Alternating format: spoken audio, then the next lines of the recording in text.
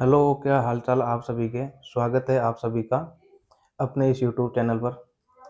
आज हम देखेंगे कि इस वीडियो के अंदर जो कक्षा 10 का एक टॉपिक है विद्युत वाला, उसको हम देखेंगे यहाँ पर पूरा, और वो भी एनसीईआरटी पुस्तक के तहत, जिसमें से हमको ये देखने को मिलता है कि जो विद्युत वाला जो चैप्टर है वो सबसे इम्पोर्टेंट चैप्टर है और इससे काफ़ी थ्योरेटिकल क्वेश्चन भी आते हैं, साथ के साथ यहाँ से न्यूमेरिकल भी जो है वो हर एग्जाम में पूछे जाने लगे हैं। तो आइए इस वीडियो में हम देखते हैं। सबसे पहले यदि हम देखें कि विद्युत आवेश, सबसे पहले हम देखते हैं कि विद्युत आवेश क्या होता है। तो विद्युत आवेश को जानने से पहले हम थोड़ी बहुत जानकारी परमाणु की ले लेते हैं। तो ये परमाणु होता है, ये परमाणु का पूरा चैप्टर कक्षा 9 के अंदर दिया हुआ है। तो परमाणु में यदि हम बात करें तो परमाणु के मध्य में एक छोटा सा भाग होता है जिसे हम कहते हैं नाभिक। इसे हम क्या कहते हैं? नाभिक। नाभिक में प्रोटॉन और न्यूट्रॉन होते हैं। नाभिक में क्या होते हैं? प्रोटॉन और न्यूट्रॉन। और इस नाभिक के बाहर इलेक्ट्रॉन जो है यह इन कक्षाओं में चक्कर लगाते रहते हैं। इलेक्ट्रॉन इन कक्षाओं में चक्कर लगाते रहते हैं। तो ये जो वाला भाग है इसको हम नाभिक कहते हैं। अंदर वाला जो भाग है जिसमें प्रोटॉन और न्यूट्रॉन होते हैं इसको हम नाभिक कहते हैं। तो इस पूरे परमाणु की संरचना में परमाणु के मूलभूत 3 कण होते हैं। तो 3 कण कौन कौन से होते हैं? एक होता है इलेक्ट्रॉन, एक होता है प्रोटॉन और एक होता है न्यूट्रॉन। ये 3 जो हैं परमाणु के कण होते हैं। अब यदि इन पर हम बात करें कि इन पर चार्ज कैसा होता है, प्रकृति कैसी होती है। इलेक्ट्रॉन की जो होती है वो होती है नेगेटिव, प्रोटॉन की जो होती है वो पॉजिटिव, और जो न्यूट्रॉन है यह उदासीन होता है। यह कैसा होता है? उदासीन। तो ये जो है परमाणु के जो 3 कण हैं इनकी प्रकृति होती है। इलेक्ट्रॉन जो है वो नेगेटिव होता है, प्रोटॉन जो है इस पर चार्ज पॉजिटिव होता है, न्यूट्रॉन उदासीन होता है। लेकिन इलेक्ट्रॉन पर यदि हम देखें नेगेटिव चार्ज होता है तो इसको हम कहते हैं कि इलेक्ट्रॉन पर कैसा आवेश पाया जाता है? ऋणावेश पाया जाता है। प्रोटॉन पर धनावेश होता है, न्यूट्रॉन पर उदासीन होता है। लेकिन इस आवेश का मान होता कितना है? तो यदि हम बात करें इलेक्ट्रॉन पर जो आवेश का मान होता है, इलेक्ट्रॉन पर जो चार्ज का मान होता है वह होता है 1.6 गुणा 10 की पावर माइनस 19 कूलम। लेकिन यदि इससे पहले यदि माइनस लगा देते हैं तो इसका मतलब है कि इलेक्ट्रॉन की बात हो रही है। तो इलेक्ट्रॉन और प्रोटॉन दोनों पर समान आवेश होता है, दोनों पर समान आवेश होता है। यदि वही हम प्रोटॉन की बात करें कि प्रोटॉन पर आवेश कितना होता है, तो प्रोटॉन पर जो आवेश होता है वह भी इतना ही होगा, 1.6 गुणा 10 की पावर माइनस 19 कूलम। और इस पर हम लगा देते हैं प्लस। प्लस सिर्फ ये बताता है कि यह प्रोटॉन का आवेश है और माइनस सिर्फ ये बताता है कि इलेक्ट्रॉन का आवेश है। कुल मिलाकर इलेक्ट्रॉन पर और प्रोटॉन पर आवेश का मान कितना होता है? 1.6 गुणा 10 की पावर माइनस 19 कूलम। अब यदि हम बात करें विद्युत आवेश 2 प्रकार के होते हैं। विद्युत आवेश कितने प्रकार के होंगे? 2 प्रकार के। एक आपके पास होता है धनावेश और एक कहता है ऋणावेश। ठीक है। और जब भी ये परमाणु जब आयन बनाते हैं, यह इलेक्ट्रॉन के त्यागने या इलेक्ट्रॉन के ग्रहण करने पर ही इस पर आयन बनते हैं। जैसे यदि हम बात करें, जैसे इलेक्ट्रॉन पर नेगेटिव चार्ज होता है। कैसा होता है? इलेक्ट्रॉन पर नेगेटिव चार्ज। यदि कोई भी परमाणु जो है, जैसे मान लेते हैं ये परमाणु है और यह विद्युत का उदासीन होता है, जितना इस पर नेगेटिव होता है उतना ही पॉजिटिव होता है। इसलिए इस परमाणु का कुल आवेश कितना होता है? शून्य होता है। कितना होता है? शून्य। लेकिन यदि इस परमाणु में से मान लो कोई ये एक इलेक्ट्रॉन ग्रहण कर रहा है, एक इलेक्ट्रॉन ये ग्रहण कर रहा है, तो जैसे ही इलेक्ट्रॉन ग्रहण करेगा, इलेक्ट्रॉन पर कैसा चार्ज होता है? माइनस। तो पूरे इस परमाणु पर कैसा आ जाएगा? माइनस का आ जाएगा। तो हम ये कह सकते हैं कि यह ऋणायन बनाता है। यह क्या बनाएगा? ऋणायन बनाएगा। यदि मान लो कोई परमाणु है, अगर उसमें इलेक्ट्रॉन था, उसमें पहले से इलेक्ट्रॉन था, लेकिन ये इलेक्ट्रॉन को बाहर निकाल रहा है। इलेक्ट्रॉन को क्या कर रहा है? बाहर निकाल रहा है। तो इलेक्ट्रॉन तो निकल जाएगा बाहर, ये तो हो गया बाहर। लेकिन जितना माइनस से बाहर जाएगा इस परमाणु पर उतना ही क्या आ जाएगा? प्लस का आ जाएगा, क्योंकि जितना माइनस होता है उतना ही क्या होता है? इस पर प्लस। तो जितना इलेक्ट्रॉन का चार्ज बाहर जाएगा उतना इस पर ये प्लस का चार्ज आ जाता है। तो इस जब इलेक्ट्रॉन त्यागता है तब वो क्या बनाता है? धनायन बनाता है। तो ये 2 केस होते हैं, ऋणायन कब बनेगा और धनायन कब बनेगा। तो ऋणायन और धनायन कब बनता है? यदि कोई परमाणु इलेक्ट्रॉन को ग्रहण करता है तब वो ऋणायन बनाता है। यदि कोई परमाणु इलेक्ट्रॉन का त्याग करता है तो वह कौन सा बनाता है? धनायन बनाता है। लेकिन अब इस पर परमाणु पर जो है, ये जो इलेक्ट्रॉन के ग्रहण करने और इलेक्ट्रॉन के बाहर निकलने पर ये ऋणायन और जो धनायन बन रहा है, इस पर कभी कभी आवेश का मान भी पूछ लिया जाता है। तो यदि हम बात करें कि इस आवेश, जब भी यदि हम आवेश निकालेंगे तो आवेश का मात्रक क्या होगा, तो आवेश का जो मात्रक होता है यह होगा, आवेश का मात्रक कूलाम होगा। आवेश का मात्रक क्या होता है? कूलाम। और कूलाम को किससे लिखा जाता है?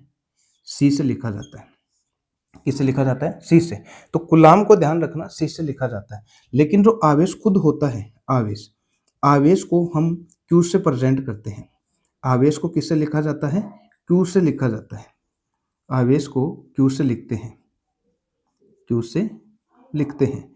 अब हम ये देखते हैं कि इस आवेश का जो सूत्र होता है, वह आवेश का सूत्र क्या होगा हमारे पास? आवेश बराबर, यानी कि Q बराबर हमारे पास होगा N इंटू ई। आवेश का सूत्र क्या होता है? Q बराबर N इंटू ई। ये जो E है, ये तो क्या है? इलेक्ट्रॉन पर आवेश का मान, इलेक्ट्रॉन पर आवेश का मान। और ये N क्या है? इलेक्ट्रॉनों की संख्या, इलेक्ट्रॉनों की संख्या। और ये Q क्या है हमारे पास? कुल आवेश का मान। यदि कोई परमाणु जो है ये ना तो इलेक्ट्रॉन ग्रहण करता है ना ही इलेक्ट्रॉन त्यागता है, तब कुल आवेश का मान कितना होगा? 0 होगा। कितना होगा? 0। अब हम बात करते हैं, यदि एक इलेक्ट्रॉन ग्रहण कर ले, जैसे एक इलेक्ट्रॉन ग्रहण करेगा तो इस पूरे पर कितना चार्ज आ जाएगा? जितना इस एक इलेक्ट्रॉन पर होगा उतना ही इस पर क्या आ जाएगा? पूरा आवेश का मान आ जाएगा। जैसे एक इलेक्ट्रॉन पर कितना होता है? एक इलेक्ट्रॉन पर होता है 1.6 गुणा 10 की पावर माइनस 19 कूलम। तो पूरे परमाणु पर आवेश का मान कितना हो जाएगा? 1.6 गुणा 10 की पावर माइनस 19 कूलम। यदि कोई 2 इलेक्ट्रॉन ग्रहण करता है, कितने इलेक्ट्रॉन? 2 इलेक्ट्रॉन। तो 2 इलेक्ट्रॉनों का जो है, 2 इलेक्ट्रॉनों के आवेश के बराबर आ जाएगा इसके ऊपर। यदि कोई 2 इलेक्ट्रॉन ग्रहण कर रहा है तो देखो एक इलेक्ट्रॉन का मान कितना था? ये था। तो 2 इलेक्ट्रॉनों का मान कितना हो जाएगा? तो इसको 2 से गुणा कर देंगे, तो 2 गुणा 1.6 गुणा 10 की पावर माइनस 19 कूलम हो जाएगा। यदि कोई परमाणु 3 इलेक्ट्रॉन ग्रहण कर रहा है, 3 इलेक्ट्रॉन, तब टोटल आवेश कितना आ जाएगा? 3 गुणा 1 इलेक्ट्रॉन का जो आवेश है वो आ जाएगा। यदि कोई 4 इलेक्ट्रॉन ग्रहण कर रहा है तब 4 गुणा 1.6 गुणा 10 की पावर माइनस 19 कूलम आ जाएगा। यदि कोई n इलेक्ट्रॉन ग्रहण कर रहा है, कोई भी परमाणु n इलेक्ट्रॉन ग्रहण कर रहा है, तो उस पर टोटल आवेश का मान कितना आ जाएगा? एक इलेक्ट्रॉन पर जो आवेश का मान था वो इंटू n आ जाएगा। तो ये एक इलेक्ट्रॉन इंटू n, यही है सूत्र, यहां से निकल कर आता है Q बराबर n इंटू ई। तो एक तो ये वाला सूत्र होता है Q बराबर n इंटू ई। अब कभी कभी ये पूछ लिया जाता है कि एक कूलाम आवेश में इलेक्ट्रॉनों की संख्या बताइए। एक कूलाम आवेश में इलेक्ट्रॉनों की संख्या कितनी होती है? वो होती है आपके पास 6.25 गुणा 10 की पावर 18। इसको तो सीधा ही याद कर लेना। एक कूलाम आवेश में जो इलेक्ट्रॉनों की संख्या होती है वह 6.25 गुणा 10 की पावर 18 होती है। यानी कि हम ये कह सकते हैं कि जब हमारे पास इतने इलेक्ट्रॉन हो जाएंगे, 6.25 गुणा 10 की पावर 18 इलेक्ट्रॉन हो जाएंगे, तब हमारे पास जो आवेश का मान कितना होगा? उस पर एक कूलाम होगा। तो एक कूलाम आवेश में इलेक्ट्रॉनों की संख्या 6.25 गुणा 10 की पावर 18, यह है इलेक्ट्रॉनों की संख्या। तो यहां तक क्लियर है क्या, ये बताओ। और ये जो है ये न्यूमेरिकल से आता है। न्यूमेरिकल का हम एक अलग वीडियो लेकर आएंगे विद्युत वाले चैप्टर का, तब हम वहां पर देखेंगे। तो ये हो गया हमारे पास आवेश। आवेश को क्यू से लिखा जाता है, इसका मात्रक कूलाम होता है, इसका सूत्र आवेश क्यू बराबर एन ई होता है। और एक कूलाम आवेश में इलेक्ट्रॉनों की संख्या 6.25 गुणा 10 की पावर 18 होती है। आवेश दो प्रकार के होते हैं।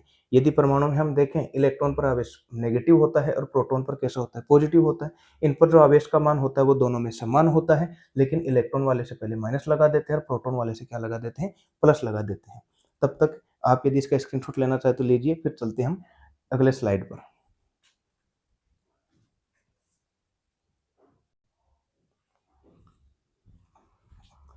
अगला टॉपिक है विद्युत धारा। देखो धारा का मतलब क्या होता है कि जैसे अगर कोई पानी बह रहा है तो हम यह कहते हैं कि ये पानी की धारा है, ये जल की धारा है। यानी कि जब कोई, यदि हमारे पास पदार्थ यदि बहने लग जाते हैं उसको हम धारा का नाम दे देते हैं। तो वैसे ही ये विद्युत धारा क्या है? तो विद्युत धारा क्या है? जैसे यदि कोई भी जो चालक तार है, चालक तार जैसे मान लेते हैं हमारे पास कोई चालक तार है।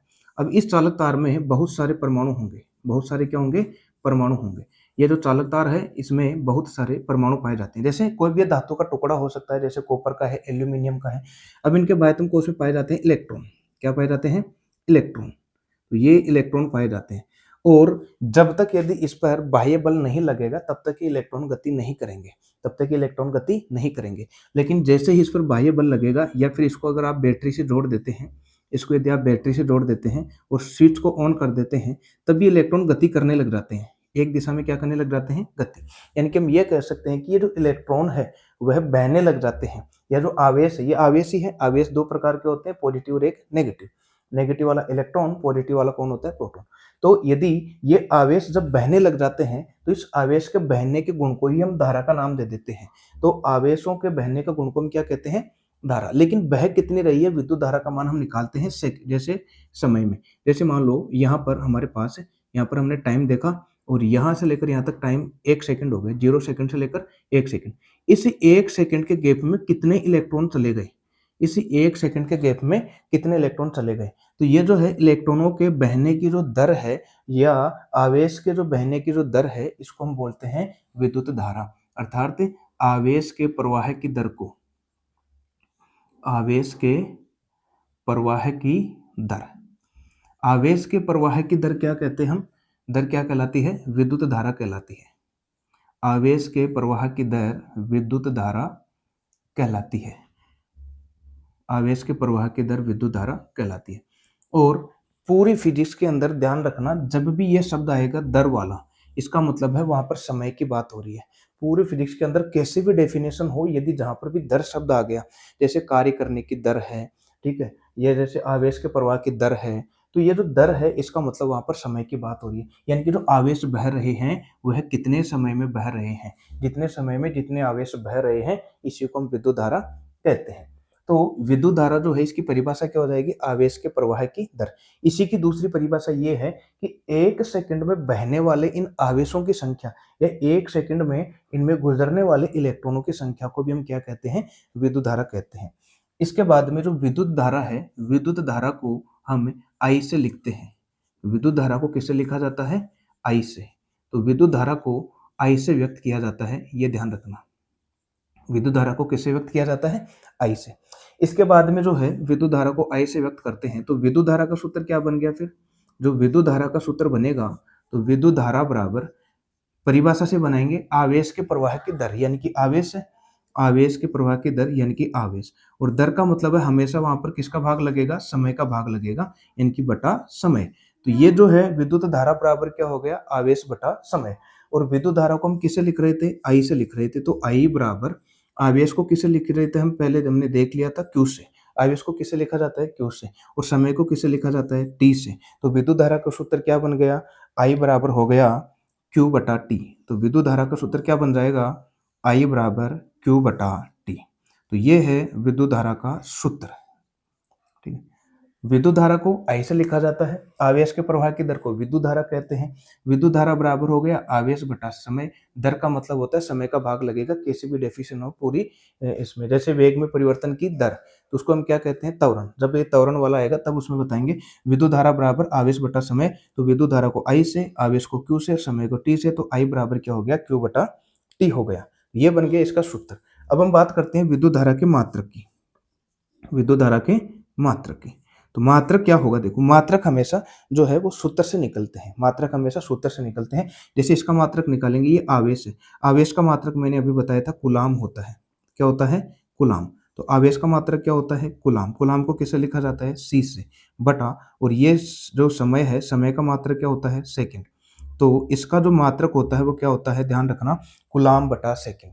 और सेकंड को लिखते हैं एस से, किसे लिखते हैं, एस से। तो इसका मतलब हो गया कूलाम बटा सेकंड।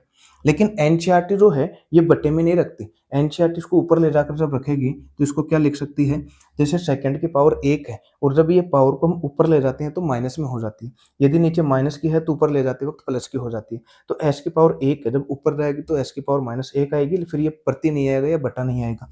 जैसे कूलाम तो है, लेकिन ये आ जाएगा सेकंड की पावर -1। तो इसका जो वास्तविक मात्रक होता है विद्युत धारा का, इस तरीके से पूछे जाते हैं आजकल कि विद्युत धारा का मात्रक क्या होगा, कूलाम बटे सेकंड, या कूलाम सेकंड की पावर -1। और ये जो विद्युत धारा के बारे में जानकारी दी थी वह एक वैज्ञानिक था जिसका नाम था आंद्रे मेरी एम्पियर। आंद्रे मेरी एम्पियर। और आंद्रे मेरी एम्पियर ने विद्युत धारा के बारे में जब जानकारी दी तो उसके सम्मान में हम विद्युत धारा का मात्रक आज क्या पढ़ते हैं, एम्पियर पढ़ते हैं। तो कूलाम सेकंड की पावर -1 को ही हम एम्पियर कहते हैं।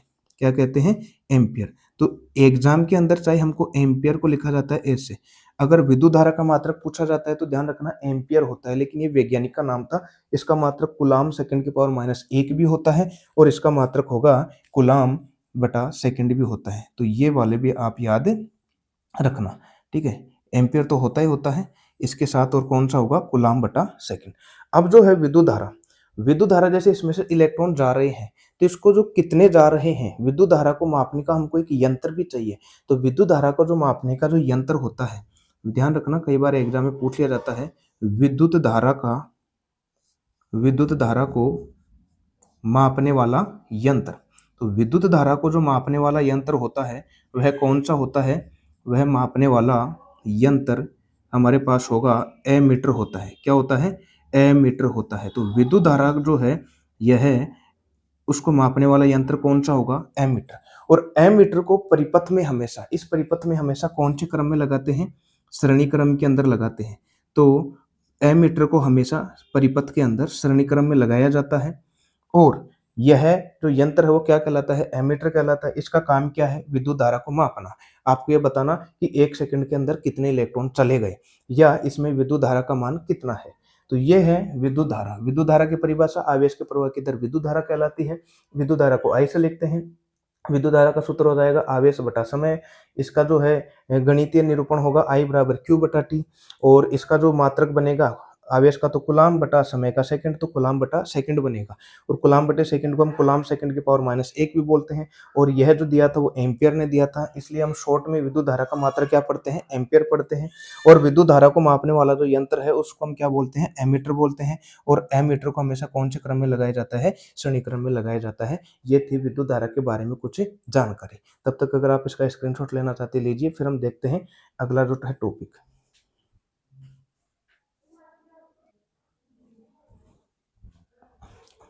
अगला टॉपिक है विद्युत विभव और विभवांतर। यह भी एक अच्छा टॉपिक है। देखो विभव और विभवांतर में थोड़ा सा फर्क होता है, आइए इसको समझते हैं। जैसे कोई हमारे पास एक परमाणु है, मान लेते हैं ये हमारे पास परमाणु है। अब इस परमाणु के चारों ओर जो है एक क्षेत्र बनता है। इस परमाणु के चारों ओर क्या बनता है, एक क्षेत्र बनता है। इसको हम विद्युत क्षेत्र बोलते हैं। इस क्षेत्र को क्या बोला जाता है, विद्युत क्षेत्र बोला जाता है। इस क्षेत्र को विद्युत क्षेत्र कहा जाता है। और यह अदृश्य होता है, मतलब ये ऐसे दिखाई नहीं देता। जैसे चुंबक होता है, चुंबक, चुंबक के चारों ओर क्षेत्र बना होता है, उसको हम बोलते हैं चुंबकीय क्षेत्र। लेकिन उसका पता कब चलता है, जब उसके पास कोई दूसरी चुंबक लेकर आते हैं, तब वो चुंबक या तो उसको दूर से थोड़ी आकर्षित करेगी या उसको प्रतिकर्षित करेगी। तब हमको पता चलता है कि इसके चारों ओर एक क्षेत्र बना हुआ है। वैसे ही कोई जो परमाणु होता है, परमाणु के चारों ओर क्या बना रहता है, विद्युत क्षेत्र बना होता है, जो कि हमको दिखाई नहीं देता। लेकिन विद्युत क्षेत्र का हमको पता कैसे चलेगा, जैसे मान लेते हैं कोई हमारे पास एक धनावेश है, पॉजिटिव है एक धनावेश। यदि इस धनावेश को, यदि इस धनावेश को हम एक बिंदु ए था, ए मान लेते हैं, यहाँ पर बिंदु ए पर धनावेश है। अभी इस धनावेश को यदि हम इस विद्युत क्षेत्र के अंदर लेकर आए, धीरे धीरे जब इसको इधर लेकर आएंगे, तो यह जो है ए बिंदु से कहां पर आ जाएगा, बी बिंदु पर।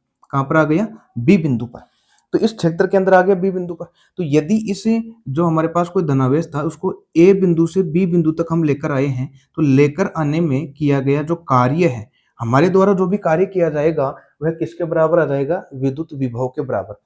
अर्थात एकांक धनावेश को, और ये जो क्षेत्र के बाहर जो भी दूरी होती है, क्षेत्र के बाहर जो भी दूरी होती है, हमारे लिए जो है उसको हम अनंत मान लेते हैं। उसको हम क्या मान लेते हैं, अनंत। मतलब ये कहीं पर भी हो सकता है, ये कहीं पर भी हो सकता है। तो हम इसमें क्या लिखेंगे कि जब कोई एकांक धनावेश को अनंत से इस विद्युत क्षेत्र में लाने में, विद्युत क्षेत्र के अंदर ला रहे हैं, विद्युत क्षेत्र के अंदर लाने में किया गया जो कार्य है उसको हम विद्युत विभव कहेंगे।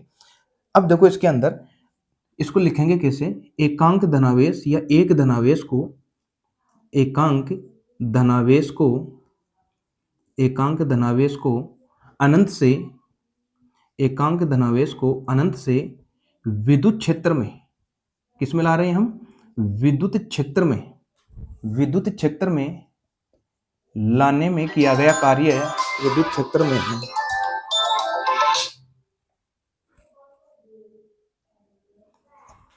तो विद्युत क्षेत्र में लाने में किया गया कार्य, विद्युत क्षेत्र में लाने में किया गया कार्य क्या कहलाएगा, विद्युत विभव।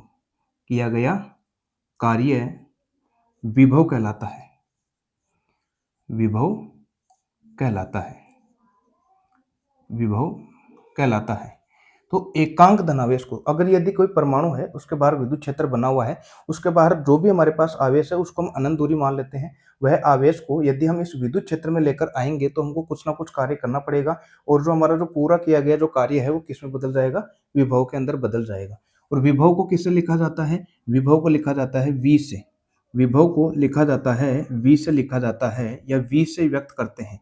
विभव को किससे व्यक्त करते हैं, V से। तो इसका सूत्र कैसे बनेगा, देखो पहले तो इसका सूत्र बनेगा विभव बराबर, विभव बराबर, विभव बराबर, हम क्या कर रहे हैं, धनावेश को अनंत से इस विद्युत क्षेत्र में ला रहे हैं और लाने में किया गया कार्य, यानी कि हमने कार्य किया है, कार्य बटा किसको लाने में किया गया है हमको, इस आवेश को, तो कार्य बटा आवेश। तो ये जो विभव का फॉर्मूला हो जाएगा, तो विभव बराबर क्या हो जाएगा, कार्य बटा आवेश, अर्थात आवेश को लाने में किया गया कार्य क्या कहलाता है, विभव कहलाता है। तो यदि हम विभव का यदि गणितीय निरूपण देखें तो विभव को किससे लिखा जाता है, V से। तो V बराबर कार्य को किससे लिखा जाता है, W से, बटा आवेश को किससे लिखा जाता है, Q से। तो इसका सूत्र क्या आ जाएगा गणितीय रूप में, V बराबर आ जाएगा W अपॉन Q, V बराबर क्या आ जाएगा, W अपॉन Q आ जाएगा। तो ये विभव का सूत्र होता है V बराबर W अपॉन Q। लेकिन यदि हम इसका मात्रक निकालें, एग्जाम में इसका मात्रक बहुत ज्यादा पूछा जाता है, मात्रक, तो मात्रक कैसे निकालेंगे वो देखो। तो मात्रक किया गया कार्य है ऊपर, और कार्य का मात्रक क्या होता है, जूल होता है, कार्य का मात्रक क्या होता है, जूल। तो हम यहाँ पर लिखेंगे कार्य का मात्रक जूल, जूल को लिख देते हैं हम जैसे, बटा आवेश, यहाँ पर क्या है आवेश, और आवेश का मात्रक क्या होता है, कुलाम होता है, क्या होता है, कुलाम। और कुलाम को किससे लिखा जाता है, सी से लिखा जाता है, किससे लिखा जाता है, सी से। तो इसका मात्रक क्या हो गया, जूल बटे कुलाम, जूल बटे कुलाम। और जूल बटे कुलाम जो है, और यह जो विभव के बारे में जो जानकारी दी थी वह वोल्टा नामक वैज्ञानिक ने दी थी, किसने दी थी, वोल्टा नामक वैज्ञानिक ने दी थी। इसलिए उसके सम्मान में हम विभव का मात्रक क्या रखते हैं, वोल्ट रखते हैं, क्या रखते हैं, वोल्ट। तो ध्यान रखना वोल्ट जो था यह वैज्ञानिक का नाम था, और यह विभव का मात्रक क्या होता है, वोल्ट होता है, क्या होता है, वोल्ट। वोल्ट वैज्ञानिक का नाम है, लेकिन इसका जो एक्चुअली में मात्रक होता है वो क्या होता है, जूल बटे कुलाम होता है। तो विभव का मात्रक क्या हो गया, जूल बटे कुलाम, और जूल बटे कुलाम को हम क्या, और क्या लिखते हैं, इसको वोल्ट लिखते हैं। वो आपको शॉर्ट में मिलेगा, विभव का मात्रक वोल्ट होता है, लेकिन विभव का मात्रक ये भी होता है सूत्र से, जूल बटे कुलाम भी। अब एक राशि और है विभवांतर, देखो नाम से ही है विभव में अंतर, विभव प्लस अंतर, विभव में अंतर। तो विभव में अंतर कैसे आएगा, देखो यदि आपने इस विभव में अंतर, देखो आपने ए बिंदु से आप इसको बी बिंदु तक तो लेकर आ गए, लेकिन अगर बी बिंदु से अगर इसको और आगे लेकर जाना चाहते हैं, मान लो आप इसको सी बिंदु तक लेकर आ गए, कौन सी बिंदु तक लेकर आ गए, सी। तो यहां तक लेकर आए, यहाँ पर तो कार्य अलग करना पड़ेगा आपको, बी बिंदु तक तो कार्य अलग करना पड़ेगा, और सी बिंदु तक आपको एक अलग कार्य करना पड़ेगा। तो अलग अलग कार्य जो आपको करना पड़ रहा है, जैसे यहाँ पर W1 किया और यहाँ पर W2 किया, तो ये जो कार्य में अंतर दिख रहा है इसी को हम बोलते हैं विभव में अंतर। अर्थात दो अलग अलग बिंदुओं पर विभव में अंतर को, दो अलग अलग बिंदु पर विभव का जो मान है, इनमें विभव में अंतर को ही हम क्या बोलते हैं, विभवांतर बोलते हैं। दो अलग अलग बिंदु है, यहाँ पर विभव को आप यहाँ से लेकर यहाँ तक लेकर आए, यहाँ पर विभव का मान कुछ और होगा, बी से लेकर सी तक गए, यहाँ पर विभव का मान और होगा, क्योंकि कार्य का मान सभी जगह अलग अलग होता है। तो ये जो बी बिंदु पर आपने जो कार्य किया है, उसी बिंदु पर जो आपने कार्य किया है, इस कार्य में को जो अंतर निकल कर आएगा उसी को हम बोलते हैं विभवांतर। तो इसका विभवांतर का मात्रक भी पूछे तो भी वोल्ट होता है, और विभव का मात्रक पूछे तो भी वोल्ट होता है। लेकिन ये विभव को जो हम मापते हैं, विभव को मापने वाला जो यंत्र है, मापने वाला यंत्र, इसको हम क्या बोलते हैं, तो ध्यान रखना विभवांतर को मापने वाला यंत्र होता है, मापने वाला यंत्र, उसको हम बोलते हैं वोल्ट मीटर, उसको हम क्या बोलते हैं, वोल्ट मीटर, उसको हम बोलते हैं वोल्ट मीटर। वोल्ट मीटर क्या काम आता है, विभवांतर मापने के काम आता है। और वोल्ट मीटर को परिपथ में हमेशा पार्श्व क्रम या समांतर क्रम में लगाते हैं, ये भी ध्यान रखना। पार्श्व क्रम और समांतर क्रम आगे आएगा, तब उसमें मैं डिटेल से बताऊंगा कि ये पार्श्व क्रम और श्रेणी क्रम क्या होता है। तो पार्श्व क्रम का ही दूसरा नाम क्या है, समांतर क्रम है, ये भी ध्यान रखना। तो ये है विभव। तो विभव क्या है, बहुत या अनंत दूरी से कोई एकांक धनावेश को हम विद्युत क्षेत्र में लाने में जो कार्य कर रहे हैं, उस कार्य को हम बोलते हैं विद्युत विभव। तो विभव बराबर क्या होगा, किया गया कार्य बटा आवेश। तो विभव बराबर क्या हो जाएगा, कार्य बटा आवेश। इसका सूत्र क्या हो जाएगा, V बराबर W/Q, और इसका मात्रक क्या हो जाएगा, कार्य का मात्रक जूल बटा आवेश का मात्रक कूलाम। तो इसका मात्रक हो जाएगा जूल बटा कूलाम, और जूल बटे कूलाम जो है यह वोल्ट ने बताया था, वोल्टा नामक वैज्ञानिक ने बताया था, इसलिए विभव का मात्रक वोल्ट भी होता है विभवांतर का।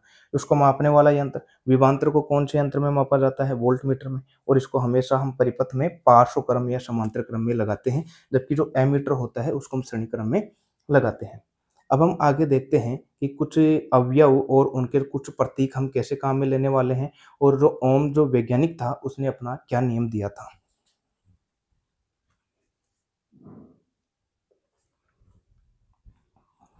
अगला टॉपिक है ओम का नियम, और ओम का नियम जो है, इस ओम के नियम से जो है इसमें काफी सारे क्वेश्चन भी पूछे जाते हैं। तो देखते हैं इसमें कौन कौन से तरीके के क्वेश्चन पूछे जाते हैं।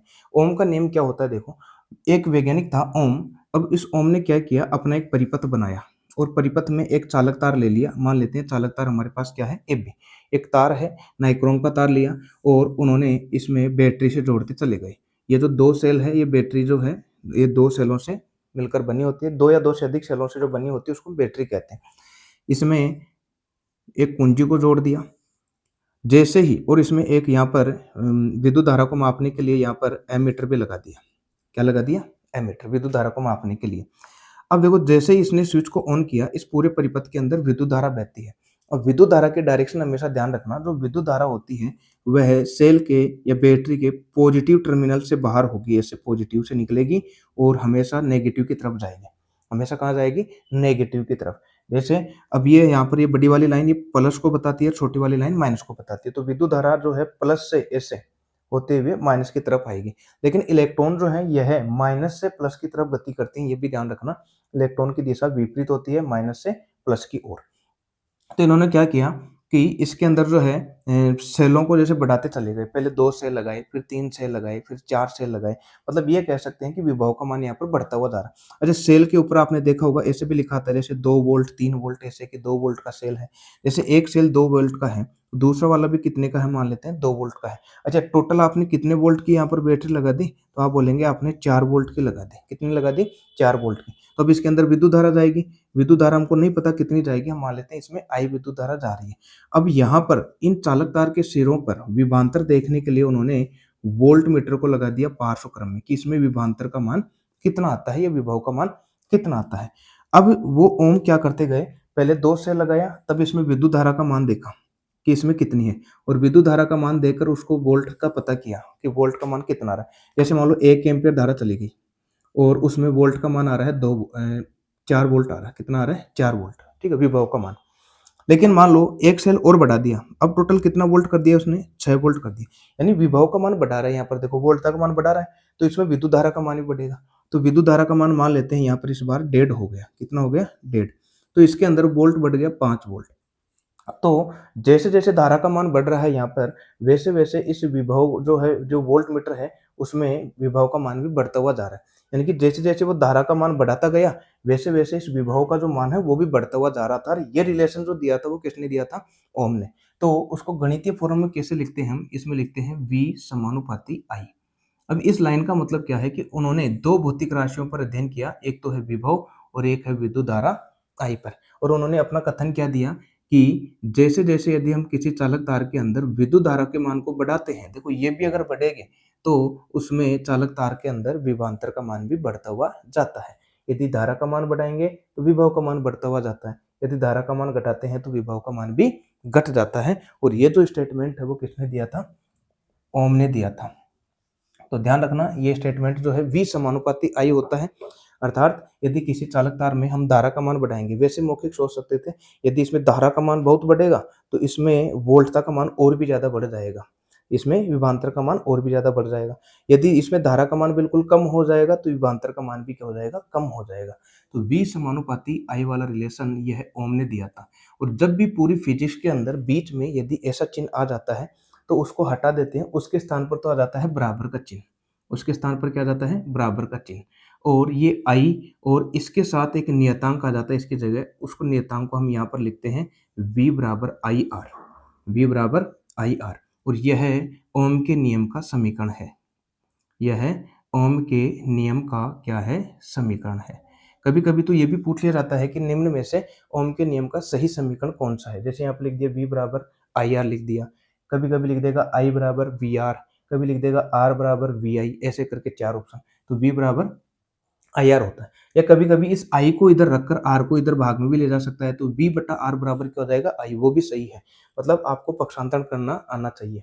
तो V बराबर आई आर, आर क्या है यहाँ पर, ये नियतांक है, इसे हम कहते हैं चालक का प्रतिरोध। इसे हम क्या कहते हैं, चालक का प्रतिरोध। और प्रतिरोध का मतलब समझते हैं, यानी कि प्रतिबाधा उत्पन्न करने वाला। प्रतिबाधा का मतलब रुकावट उत्पन्न करने वाला। यानी कि प्रतिरोध क्या है, किसी भी चालक तार के अंदर बहने वाली जो विद्युत धारा है, जैसे मान लो ये चालक तार है, इसमें जो ये विद्युत धारा बह रही है, इसको रोकने वाले जो भी इसमें गुणधर्म होंगे, विद्युत धारा के मार्ग में आने वाली इस रुकावट को हम क्या कहते हैं, प्रतिरोध कहते हैं। प्रतिबाधा, प्रतिरोध का मतलब रुकावट से समझना। ठीक है, यदि प्रतिरोध का मान ज्यादा होगा तो रुकावट ज्यादा होगी, अर्थात यहाँ पर विद्युत धारा का जो मान है वो कम हो जाएगा। यदि रुकावट प्रतिरोध का मान बढ़ गया किसी चालक तार में, मतलब रुकावट ज्यादा बढ़ेगी, तो विद्युत धारा इसकी स्पीड कम हो जाएगी। यदि इसमें प्रतिरोध है ही नहीं या रुकावट है ही नहीं, तो विद्युत धारा स्पीड से जाएगी। यानी कि प्रतिरोध कम तो विद्युत धारा ज्यादा, और यदि प्रतिरोध ज्यादा तो विद्युत धारा का मान कम हो जाएगा। तो ये V बराबर आई आर, और ये इसे हम कहते आर को क्या बोलते हैं, प्रतिरोध कहते हैं। तो प्रतिरोध क्या है, तो यहाँ पर हम लिख देंगे जो प्रतिरोध है यह क्या होता है, विद्युत धारा के मार्ग में आने वाली रुकावट। विद्युत धारा के मार्ग में, विद्युत धारा के मार्ग में आने वाली रुकावट, आने वाली रुकावट को हम क्या कहते हैं, प्रतिरोध कहते हैं। इसको किससे लिखा जाता है, रुकावट क्या कहलाती है, प्रतिरोध। अब यदि हम प्रतिरोध का देखो, यहाँ पर हम पहले इसका मात्रक वगैरह निकालते हैं। हमारे पास है V बराबर आई आर, हमको R का मान निकालना है प्रतिरोध का। तो R बराबर क्या हो जाएगा, V गुणा में है तो बटा I। तो R बराबर क्या हो जाएगा, इसका सूत्र R बराबर हो जाएगा V बटा I। R बराबर क्या हो जाएगा, V बटा I। अब ये एक कॉन्सेप्ट ध्यान से देखना, यहाँ पर ये जो V है ये विभव है, और हमारे घरों के अंदर इसका मान फिक्स रहता है। जैसे 220 वोल्ट या 230 वोल्ट फिक्स आ रहा है घरों के अंदर, तो इसको तो हम चेंज कर नहीं सकते। लेकिन ये जो धारा है और प्रतिरोध है, इसका मान में परिवर्तन होता है। देखो, यदि चालक तार के अंदर प्रतिरोध का मान बढ़ रहा है, देखो एक राशि ऊपर है, एक राशि नीचे है। जब भी एक राशि ऊपर एक राशि नीचे होती है, उनमें उल्टा संबंध होता है, अर्थात अगर एक बढ़ेगा तो एक घटेगा। यदि चालक तार में प्रतिरोध बढ़ता है, रुकावट बढ़ती है, तो वहां पर विद्युत धारा का जो मान है वो कम हो जाता है। यदि किसी चालक तार में प्रतिरोध का मान कम होता है, तो वहां पर धारा का मान क्या हो जाएगा, ज्यादा हो जाएगा। ऐसे स्टेटमेंट देकर क्वेश्चन पूछे जाते हैं। स्टेटमेंट दे देगा, जैसे प्रतिरोध का मान बढ़ने पर धारा का मान कम होता है, प्रतिरोध का मान बढ़ने पर धारा का मान बढ़ता है, प्रतिरोध का मान कम होने पर धारा का मान घटता है, या दोनों अपरिवर्तित रहते हैं, इनमें से कौन सा सत्य है। कथन देकर इस तरीके से क्वेश्चन पूछे जाते हैं। तो इसमें क्या हो जाएगा, तो अब यदि हम इसका मात्रक निकालें, प्रतिरोध का मात्रक, तो मात्रक हमेशा सूत्र से निकलते हैं। देखो, R बराबर क्या था, V बटा I, और V हम पढ़ चुके हैं, ये है विभव, और विभव का मात्रक हम पहले पढ़ चुके हैं, वो क्या होता है, वोल्ट। वो क्या होता है, वोल्ट। बटा विद्युत धारा का मात्रक क्या होता है, वो भी हम पढ़ चुके हैं, एम्पियर। क्या होता है, एम्पियर। वास्तव में प्रतिरोध का मात्रक जो होता है वो क्या होता है, वोल्ट बटा एम्पियर होता है, ध्यान रखना। लेकिन इसके बारे में जानकारी ओम ने दी थी, इसलिए उसके सम्मान में हम प्रतिरोध का मात्रक आज क्या पढ़ते हैं, ओम पढ़ते हैं। इसलिए आप शॉर्ट में कह देते हैं प्रतिरोध का मात्रक क्या होता है, ओम, और ये ओम का साइन होता है इस तरीके से।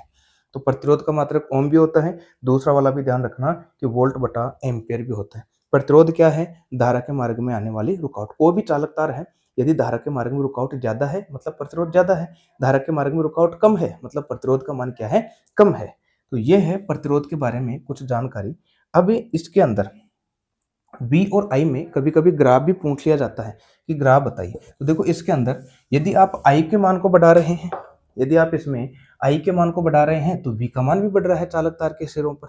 यदि आप I के मान कम कर रहे हैं तो V का मान भी कम हो रहा है। मतलब जिस अनुपात में आप I को बढ़ाएंगे उसी अनुपात में ये विभव का मान भी बढ़ रहा है, और जिस अनुपात में आप I को कम कर रहे हैं उसी अनुपात में V का मान भी क्या हो रहा है, कम हो रहा है। मतलब दोनों एक साथ बढ़ रहे हैं और दोनों एक साथ घट रहे हैं।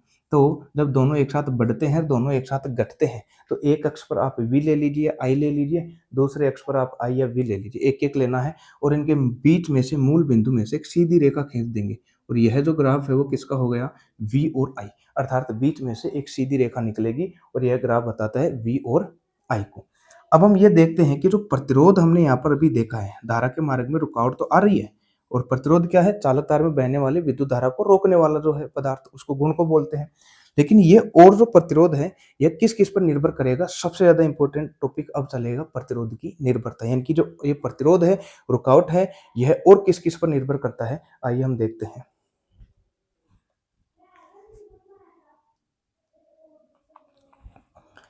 अगला है प्रतिरोध की निर्भरता। देखो जो प्रतिरोध है, यह जो आर है, यह मुख्यतः चार कारकों पर निर्भर करता है। एक लंबाई पर, एक अनुप्रस्थ काट क्षेत्रफल पर, एक प्रकृति पर, एक तापमान पर। चारों को हम समझते हैं कि इनका मतलब क्या है। तो देखो जो प्रतिरोध है, लंबाई पर कैसे निर्भर करेगा। जैसे एक चालक तार है, इसकी लंबाई जो है वो इतनी है, एक चालक तार की लंबाई इतनी है, और यहाँ पर हमने एक बल्ब लगा दिया, क्या लगा दिया, बल्ब, और यहाँ पर एक लगा दिया बैटरी, ठीक है, एक बैटरी लगा दिया, यानी कि चालक तार की लंबाई हम एक बार मान लेते हैं ये 1 मीटर है। कितनी है, 1 मीटर। और एक हमने एक बहुत बड़ा वायर ले लिया, और इस वायर की हम लंबाई एक बार मान लेते हैं ये 1 किलोमीटर है। कितनी है, 1 किलोमीटर। और एक बल्ब यहाँ पर भी लगा दिया, और उसको इतनी ही बैटरी से हम जोड़ेंगे यहाँ पर, उतनी ही बैटरी से हम यहाँ पर जोड़ेंगे। मान लो अगर आपने इसको 10 वोल्ट से जोड़ा है, और इसको भी हमने 10 वोल्ट से जोड़ा है, वही सेम बल्ब यहाँ पर लगाया है। सिर्फ यहाँ पर देखो आपको जो परिवर्तन देखने को मिलेगा, वो एक तो लंबाई में है, एक की लंबाई 1 मीटर है, और एक की लंबाई है 1 किलोमीटर या 1000 मीटर। तो अब इसको ध्यान से देखना, प्रतिरोध का मतलब मैंने बताया था रुकावट, जिसमें रुकावट ज्यादा होगी वहां पर जो धारा का मान कम हो जाएगा। और अब पहले देखते हैं कि लंबाई पर कैसे निर्भर करती है। यदि इसको हम जैसे ही स्विच को ऑन करेंगे तो यह बल्ब जलेगा, यह बल्ब जलेगा, हम इसे मान रहे हैं। और इसको भी जब आपने ऑन किया तो यह बल्ब भी जल रहा है, यह बल्ब भी जल रहा है। लेकिन मैं जब आप इन दोनों में से पूछूं कि ये जो बल्ब वाला है, दोनों बल्ब हैं ए और बी, इनमें से जो प्रकाश की तीव्रता है वो ज्यादा किसकी होगी, इस स्मॉल तार वाले की, छोटे तार वाले की, बड़े तार वाले की। तो आप तुरंत बताएंगे जो तीव्रता ज्यादा है, तो तीव्रता जो ज्यादा है वो किसकी ज्यादा होगी, इस छोटे वाले तार की, मतलब उसमें प्रकाश थोड़ा सा ज्यादा होगा। और ये जो है विद्युत धारा से घूमती हुई घूमती हुई घूमती रहेगी, और फिर जाकर ये बल्ब जलेगा। ये भी जलेगा, लेकिन इसकी तीव्रता क्या रहेगी, कम। तो देखो इसमें विद्युत धारा ने इतनी दूरी अधिक तय की है, और इसमें विद्युत धारा ने बहुत कम दूरी तय की है। तो विद्युत धारा यदि कम दूरी तक जाएगी, जैसे यहाँ से मान लो यहाँ से लेकर यहाँ तक गई है विद्युत धारा, तो इसके जो है रुकावट कम होगी। जितनी धारा जो है, जितनी कम दूरी पर जाएगी, रुकावट उतनी क्या हो जाएगी, कम होगी। लेकिन एक बहुत अधिक दूरी तक जाएगी तो उसके मार्ग में जो है रुकावट ज्यादा होगी। तो विद्युत धारा को यहाँ से चलना पड़ रहा है, यहाँ से चलना पड़ रहा है, तो इसमें जो रुकावट है वो थोड़ी सी क्या हो गई, बढ़ गई। आर का मान क्या हो गया, बढ़ गया। और जब आर का मान बढ़ेगा तो जो ये विद्युत धारा जो जा रही है, इसका मान क्या हो जाएगा, कम हो जाएगा। क्या हो जाएगा, कम हो जाएगा। दूसरे वाले में देखो यहाँ पर, इसमें लंबाई कम है, मतलब ये कह सकते हैं आर का मान थोड़ा कम था, लेकिन आई का मान थोड़ा सा क्या हो जाएगा, फिर बढ़ेगा। तो ये जो छोटे वाले तार में विद्युत धारा स्पीड से जाएगी ऐसे, लेकिन बड़े वाले तार में विद्युत धारा को टाइम लगेगा जाने में, तो प्रतिरोध का मान बढ़ जाता है। तो इसका मतलब ये कह सकते हैं कि जब लंबाई आपकी बढ़ी, इसमें देखो लंबाई जब आपने 1 किलोमीटर कर दी, तब प्रतिरोध का मान क्या हुआ, ज्यादा। तब प्रतिरोध का मान क्या हुआ, ज्यादा, यानी कि विद्युत धारा क्या हो गई, कम। आपने लंबाई को क्या किया, बढ़ा दिया, तो प्रतिरोध का मान भी क्या हो गया, बढ़ गया। लंबाई आपने बढ़ा दी, चालक तार बहुत बड़ा ले लिया, तो रुकावट भी क्या होगी, उसमें ज्यादा होगी। चालक तार आपने कम ले लिया, बहुत कम लंबाई का ले लिया, इसमें रुकावट भी क्या होगी, विद्युत धारा तुरंत जाएगी ऐसे, तो रुकावट भी क्या होगी, कम होगी। लंबाई कम होने पर रुकावट कम, लंबाई बहुत ज्यादा होने पर रुकावट ज्यादा। तो लंबाई इस वाले केस में लंबाई क्या थी आपकी, कम थी, तो रुकावट इसमें थोड़ी क्या थी, कम थी। तो पहला वाला तो सीधा ही हो गया, यानी कि प्रतिरोध जो है लंबाई पर कैसे निर्भर करता है। यदि चालक तार की लंबाई बढ़ती है, चालक तार की लंबाई बढ़ती है तो प्रतिरोध का मान भी बढ़ेगा। यदि चालक तार की लंबाई कम होती है तो प्रतिरोध का मान भी क्या होगा, कम। यदि चालक तार की लंबाई आप डबल करते हैं तो प्रतिरोध का मान भी क्या हो गया, डबल हो गया। यदि चालक तार की लंबाई आप आधी करते हैं तो प्रतिरोध का मान भी क्या हो जाएगा, आधा हो जाएगा।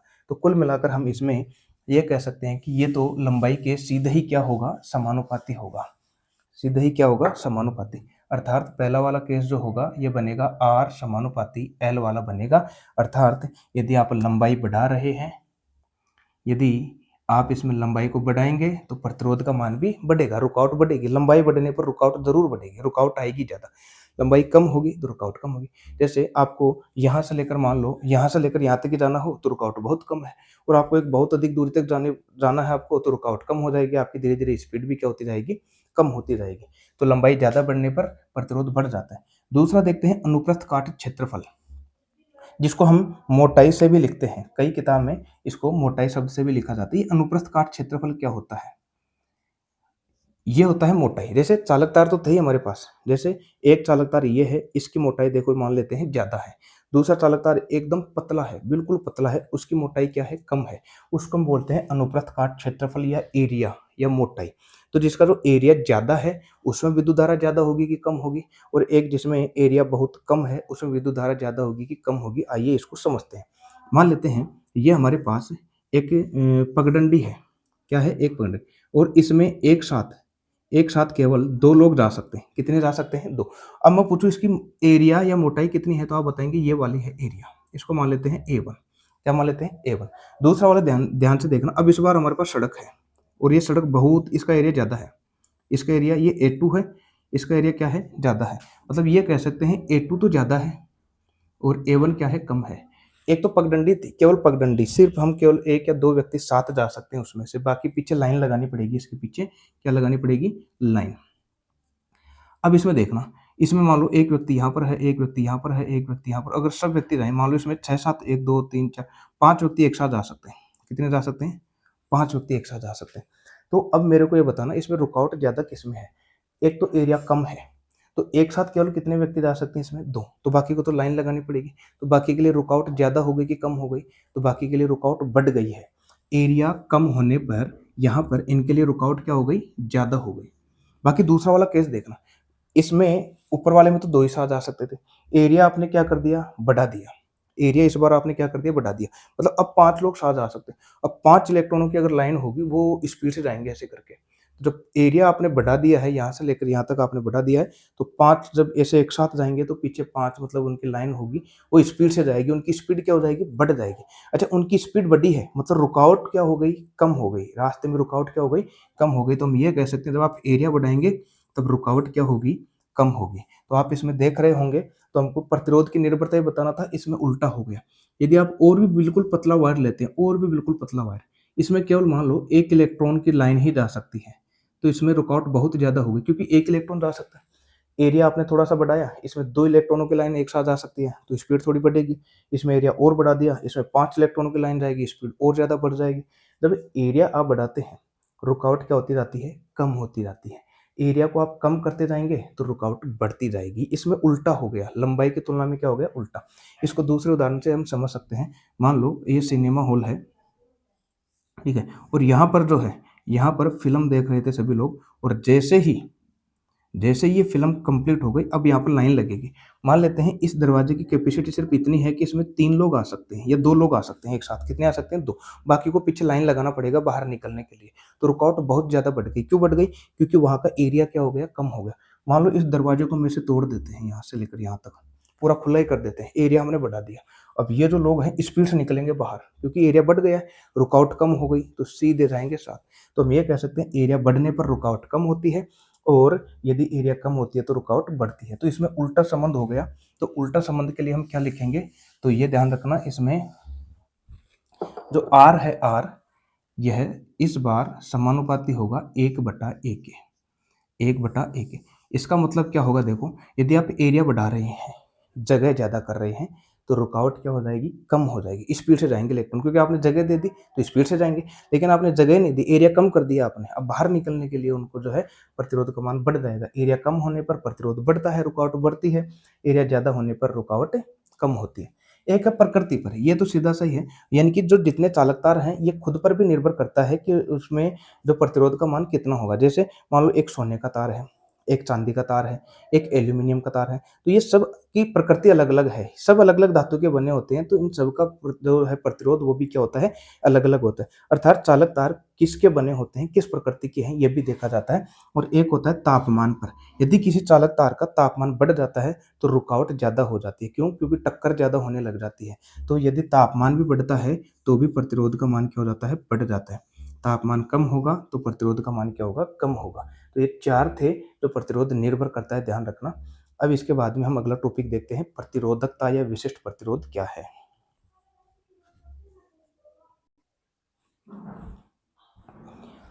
अगला है प्रतिरोधकता और विशिष्ट प्रतिरोध। तो देखो हम इसमें प्रतिरोधकता का मान कैसे निकालेंगे। अभी हमने प्रतिरोध की निर्भरता देखी थी, प्रतिरोध की निर्भरता पहले तो किस पर थी, R समानुपाती L पर थी। किस पर थी, R समानुपाती L। इसको मैं लिख देता हूँ समीकरण नंबर 1। दूसरा, उसकी मोटाई पर कैसे थी, ये व्युत्क्रमानुपाती था, R समानुपाती 1/A या R व्युत्क्रमानुपाती A। यानी कि 2 समीकरण थे हमारे पास। जब इन दोनों को मिलाएंगे तो देखो ये दोनों तरफ हमारे पास क्या है, R है, बीच में क्या है, समानुपाती है, L ऊपर है, यहाँ पर 1 है, तो L को 1 से गुणा करेंगे तो क्या जाएगा, L/A। और जब भी समानुपाती चिन्ह हटाते हैं तो यह आएगा हमारे पास, इसकी जगह तो बराबर का चिन्ह आएगा, इसकी जगह एक नियतांक आएगा। इस नियतांक को हम लिखते हैं रो से, रो इंटू L/A। यह रो है, जैसे हम इसको R पढ़ते हैं, इसको L पढ़ते हैं, इसको A पढ़ते हैं, वैसे इसको क्या बोलते हैं, रो। और ये जो रो है ये क्या है वो देखते हैं हम यहाँ पर। जैसे R क्या था यहाँ पर, प्रतिरोध, L क्या है, लंबाई, A क्या है, एरिया, क्षेत्रफल। तो वैसे जो रो है, ये रो क्या है, यह विशिष्ट प्रतिरोध या प्रतिरोधकता है। यह विशिष्ट प्रतिरोध या प्रतिरोधकता है। इसका मान हमको निकालना है। तो R बराबर क्या आ गया, रो इंटू L/A। तो इससे रो हमको निकालना है, यानी कि विशिष्ट प्रतिरोध। देखो नाम से ही है, विशिष्ट प्रतिरोध का मतलब हो गया विशेष मान। विशिष्ट प्रतिरोध का मतलब हो गया प्रतिरोध का कोई एक विशेष मान विशिष्ट प्रतिरोध कहलाता है। क्या कहलाता है, विशिष्ट प्रतिरोध या प्रतिरोधकता, वो अलग है। विशिष्ट प्रतिरोधकता को ही हम विशिष्ट प्रतिरोध बोलते हैं, और जो हम पहले प्रतिरोध देख रहे थे वो अलग है। ये तो विशिष्ट प्रतिरोध है और पहले वाला प्रतिरोध था। ठीक है, तो अब यहाँ से हम रो का मान निकालते हैं। देखो ए यहाँ पर भाग में है, इधर आएगा तो आर के साथ गुणा में आएगा, तो ये तो रहेगा आर गुणा ए, और एल गुणा में है, इधर आएगा तो भाग में, यानी कि आर गुणा ए बटा एल हो जाएगा। तो मैं यहाँ से डायरेक्ट सूत्र लिख देता हूँ, रो बराबर क्या जाएगा, आर इंटू ए बटा एल हो गया। और ये जो है किसका सूत्र होता है, विशिष्ट प्रतिरोध या प्रतिरोधकता का। लेकिन ये है क्या चीज, ये देखते हम। देखो यहाँ पर ए क्या होता है, अभी हमने देखा था एरिया।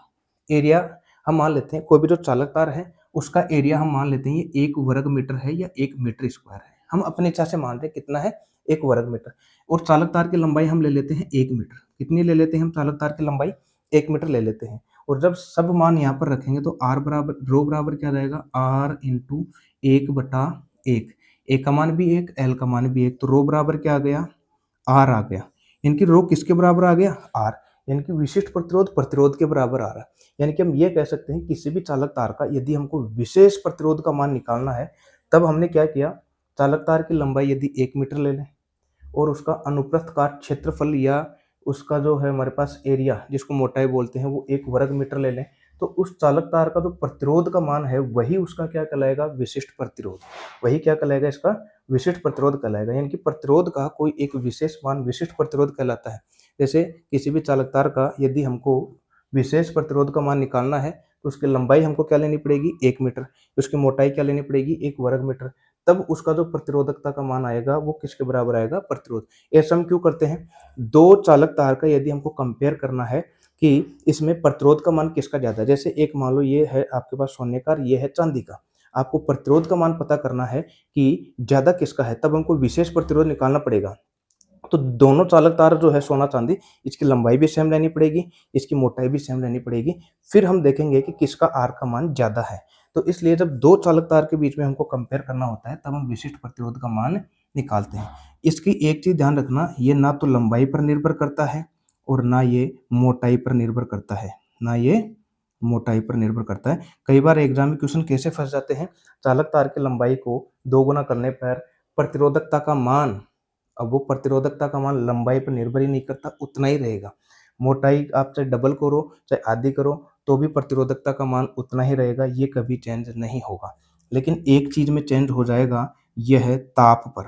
किस पर निर्भर करेगा, ये सिर्फ चालक तार के ताप पर निर्भर करेगा। ये है इसमें मोस्ट इंपॉर्टेंट लाइन, इसको ध्यान रखना है। प्रतिरोध तो फिर भी बढ़ जाएगा, लंबाई दो गुने करने पर आर का मान दो गुना हो रहा था, प्रतिरोध डबल हो रहा था, लेकिन प्रतिरोधकता इसमें कोई चेंज नहीं होगा। एक जो है इसका मात्रक पूछा जाता है, तो मात्रक क्या आएगा, देखो मात्रक, मात्रक सूत्र से निकालते हैं हम हमेशा। तो मात्रक इसका क्या आ जाएगा, तो मात्रक देखो आर, आर का मात्रक हम देख चुके हैं, प्रतिरोध का मात्रक क्या आया था, ओम, क्या आया था, ओम, इंटू क्षेत्रफल, क्षेत्रफल का क्या आता है, मीटर स्क्वायर, क्या आता है, मीटर स्क्वायर, बटा, और नीचे लंबाई है, लंबाई का मात्रक क्या आता है, मीटर आता है, तो ये मीटर से मीटर कट जाएगा और बराबर में क्या आ जाएगा, ओम मीटर। तो इसका मात्रक क्या आ गया, ओम मीटर। तो ये ध्यान रखना है, विशिष्ट प्रतिरोध या प्रतिरोधकता का जो मात्रक है वो तो ओम मीटर होता है, लेकिन प्रतिरोध का मात्रक जो है वो क्या होता है, केवल ओम। प्रतिरोधकता का मात्रक ओम मीटर, लेकिन प्रतिरोध का मात्रक क्या होता है, ओम। प्रतिरोधकता का मान अलग अलग होता है, देखो मिश्र धातुओं के लिए अलग होता है, धातु हो या मिश्र धातु उनके लिए अलग होता है, धातु हो या मिश्र धातु हो, धातु हो या मिश्र धातु हो, इनके लिए प्रतिरोधकता का मान होता है, इनके लिए होता है 10 की पावर माइनस 2 ओम मीटर से 10 की पावर माइनस 7 ओम मीटर।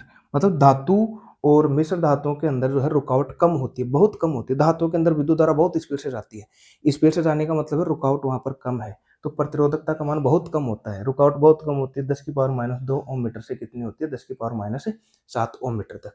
लेकिन कुचालक जो पदार्थ है, कुचालक जो पदार्थ हैं, इनके लिए, कुचालक पदार्थों के लिए मतलब उसमें विद्युत धारा जाएगी नहीं। जब इलेक्ट्रॉन नहीं जाएंगे तो विद्युत धारा आगे नहीं जाएगी, और विद्युत धारा नहीं जाएगी तो रुकावट उनकी क्या है, बहुत ज्यादा।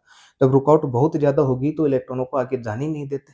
रुकावट ज्यादा है, कितनी ज्यादा होती है, कुचालक पदार्थों की होती है 10 की पावर 12 ओम मीटर से 10 की पावर 17 ओम मीटर तक।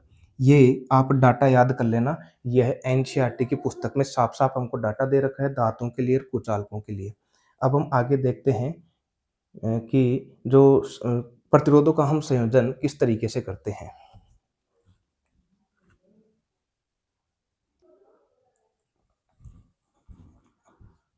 आगे वाला टॉपिक देखते हैं कि प्रतिरोधकों का संयोजन अर्थात जो प्रतिरोधकों को हम जोड़ते हैं उन्हें हम कितने प्रकार से जोड़ सकते हैं। पहला है श्रेणीक्रम संयोजन। श्रेणीक्रम संयोजन क्या होता है, देखो प्रतिरोधकों को या फिर जो चालक तार है उनको सीधी रेखा में जोड़ देना ही क्या कहलाता है, श्रेणीक्रम संयोजन। जैसे मान लो एक चालक तार है, जैसे एक रस्सी है, एक रस्सी को बांध दिया हमने, एक और उससे आगे वाले को एक और रस्सी को बांध दिया, तो इस तरीके से 3 रस्सी थी और तीनों को हमने एक सीधी रेखा में बांध दिया, तो इस तरीके का संयोजन क्या कहलाएगा, श्रेणीक्रम संयोजन। जैसे हमारे पास मान लेते हैं 3 चालक तार है, 3 जिनका प्रतिरोध अलग अलग है, उनका प्रतिरोध क्या है, अलग अलग। पहले वाले चालक तार का प्रतिरोध हम मान लेते हैं ये है R1, और ये जो साइन ऐसे है वो प्रतिरोध का होता है, किसका होता है, प्रतिरोध का। पहला वाला चालक तार ये है चालक तार 2, और ये है चालक तार नंबर 3। इस चालक तार नंबर 2 का प्रतिरोध है R2, और 3 नंबर वाले का कितना है, R3। तो 3 चालक तार हो गए A B C या 1 2 और 3। इनको हमको एक सीधी रेखा में जोड़ना है, तो इस तरीके से हम इनको एक सीधी रेखा में जोड़ देंगे। तो 3 हमने जोड़ दिया एक सीधी रेखा में। अब इसमें हम एक जोड़ेंगे बैटरी, तो 2 से लगा दिया, 2 या 2 से अधिक लगा सकते हैं, तो ये हो गई बैटरी। ऑन ऑफ करने के लिए यहाँ पर हम लगाएंगे स्विच, और यहाँ पर हमें एक विद्युत धारा मापने के लिए एमीटर भी लगा देते हैं। विद्युत धारा को मापने के लिए हम क्या लगाते हैं, यहाँ पर एमीटर। तो अब यहाँ पर यदि हम देखें, हमारे पास 3 चालक तार हो गए R1 R2 R3 जिनका प्रतिरोध है, इसको हमने एक बैटरी से जोड़ दिया, जिसका ये है एक सिरा प्लस और ये है सिरा माइनस। तो जैसे यदि हम स्विच को ऑन करते हैं तो इस पूरे परिपथ के अंदर विद्युत धारा जाएगी, और विद्युत धारा की जो दिशा होती है वह प्लस से निकलती है और कहाँ पर आएगी, माइनस की तरफ। अर्थात ये इस तरीके से जाएगी विद्युत धारा आई, और इस तरीके से घूमकर। अब देखो जहां पर विद्युत धारा अलग अलग नहीं होगी वहां पर विद्युत धारा समान रहेगी, और विद्युत धारा को यदि अलग अलग रास्ते मिल गए वहां पर विद्युत धारा जो है अलग अलग हो जाएगी। यहाँ पर जो है हमने मान लेते हैं V वोल्ट की हमने एक यहाँ पर बैटरी लगा रखी है। तो ध्यान रखना I और जो ये V का मान है, यदि I समान रहेगा तो V का मान अलग अलग हो जाएगा, यदि जहां पर V समान होगा तो यहाँ पर I का मान क्या हो जाएगा, अलग अलग। तो पहले प्रतिरोध, यहाँ पर विद्युत धारा देखते हैं। मान लेते हैं आपने यहाँ पर 9 वोल्ट की एक बैटरी लगा दी, कितने वोल्ट की लगा दी, 9 वोल्ट की। इससे विद्युत धारा जा रही है I। तो देखो ये विद्युत धारा सिर्फ घूमकर इधर जाएगी, इसमें भी विद्युत धारा कितनी रहेगी, I। ये आगे वाले पर चली जाएगी, इस पर भी कितनी रहेगी, I। ये आगे वाले पर चली जाएगी, इस पर भी कितनी रहेगी, I। और ये फिर घूमकर वापस नीचे आ जाएगी, I। मतलब ये कह सकते हैं कि विद्युत धारा जो है उनको अलग अलग रास्ते नहीं मिले, यानी सभी जगह विद्युत धारा का मान क्या है, समान है। जब विद्युत धारा का मान समान है लेकिन विभव का मान यहाँ पर अलग अलग बढ़ जाता है, पहले इस प्रतिरोध पर विभव का मान अलग हो जाएगा, दूसरे वाले पर अलग हो जाएगा, और थर्ड वाले पर क्या हो जाएगा, अलग हो जाएगा। तो मान लेते हैं जो V है ये अलग अलग भागों में बट जाएगा। पहले वाले पर विभव का मान V1 हो जाएगा, दूसरे वाले पर हो जाएगा V2 और थर्ड वाले पर कितना हो जाएगा V3। लेकिन जब तीनों को हम जोड़ेंगे V1 V2 V3 को जोड़ेंगे किसके बराबर आएगा V के बराबर। अब ये जरूरी नहीं जैसे 9 वोल्ट आपने लिया तो यहाँ पर 3 हो जाए, यहाँ पर भी 3 हो जाए, यहाँ पर भी 3 हो जाए, तो 3 और 3 6 3 9, ये जरूरी नहीं, अलग अलग हो सकता है। जैसे इस पर 1 आ गया, इस पर 4 आ गया, तो 4 और 1 कितना हो गया 5, तो आगे वाले पर भी कितना आ जाएगा 4। मान लेते हैं इस पर 2 आ गया, इस पर 6 आ गया, तो 6 और 2 8, तो यही हो गया। एक और बच गया तो एक इस आगे वाले पर भी आ सकता है। तो ये डिपेंड करेगा कि प्रतिरोध का मान कितना है यहाँ पर। जैसे अगर तीनों का मान समान रहेगा तो यहाँ पर विभव का मान भी तीनों पर क्या रहेगा समान। अगर प्रतिरोध का मान अलग अलग रहेगा तो विभव का मान भी वहां पर क्या आएगा अलग अलग। तो श्रेणीक्रम संयोजन में आप देख रहे होंगे किसका मान समान हुआ, तो आप श्रेणीक्रम संयोजन में आप तुरंत बताएंगे, ये पूछा जाता है डायरेक्ट कि विद्युत धारा तो रहती है समान, तो विद्युत धारा का मान क्या रहता है समान रहता है श्रेणीक्रम संयोजन में, लेकिन जो विभव का मान है या विभवांतर का मान है वह क्या हो जाता है अलग अलग। विभवांतर क्या हो जाता है सभी जगह अलग अलग हो जाता है। ये डायरेक्ट कथन के तौर पर पूछा जाता है। और ये जो है सवाल ये मेरे भी आया था रेलवे ग्रुप डी के अंदर, अभी जो एग्जाम लगी थी कि श्रेणीक्रम संयोजन में विद्युत धारा आगे था वहां पर समान रहती है और विभवांतर का मान क्या हो जाएगा अलग अलग। लेकिन एक संयोजन और होता है जिसको हम बोलते हैं पार्श्वक्रम संयोजन। इसको हम क्या बोलते हैं पार्श्वक्रम संयोजन। तो पार्श्वक्रम संयोजन में क्या होता है देखो, इस संयोजन में हमें प्रतिरोधक जो है इनको ऊपर नीचे जोड़ते हैं, इनको हम एक के ऊपर एक को जोड़ते चले जाते हैं। जैसे मैं यहाँ पर बता देता हूँ, जैसे यहाँ पर पहला प्रतिरोध था R1 था, ये दूसरा वाला कौन सा था R2 था, ये कौन सा वाला था R3 था। मतलब तीनों पर प्रतिरोध इस बार वही R1 है, इस पर R2 है, इस पर कितना है R3। तो तीनों को तो हम इधर एक बिंदु से जोड़ देते हैं और तीनों को हम इधर एक बिंदु से जोड़ देते हैं यहाँ पर, और इनको हम वापस वही बैटरी से जोड़ देते हैं। इसमें इसको स्विच से जोड़ देते हैं, विद्युत धारा को मापने के लिए एमीटर लगा देते हैं। अब यहाँ पर क्या होगा देखो सेम, जैसे अगर आप यहाँ पर ये प्लस सिरा होगा और ये माइनस सिरा होगा और वही V वोल्ट की हमने यहाँ पर बैटरी लगा रखी है, तो स्विच को ऑन करेंगे इस पूरे परिपथ में विद्युत धारा आई जाएगी, क्या जाएगी आई। लेकिन यहाँ तक तो सेम आई जाएगी घूमकर। अब आई को यहाँ पर 3 रास्ते मिल गए तो विद्युत धारा अलग अलग भागों में बट जाएगी, इसमें अलग चली जाएगी, इसमें अलग चली जाएगी, इसमें अलग चली जाएगी। मान लेते हैं इसमें I1 जाएगी इधर वाले में, दूसरे वाले में I2 चली जाएगी, थर्ड वाले में कितनी चली जाएगी I3। और ये आगे जाकर वापस इधर देखो I1 जा रही थी, ये I1 आ जाएगी इधर, इधर आ जाएगी I2 और इसमें कौन सी जा रही थी I3।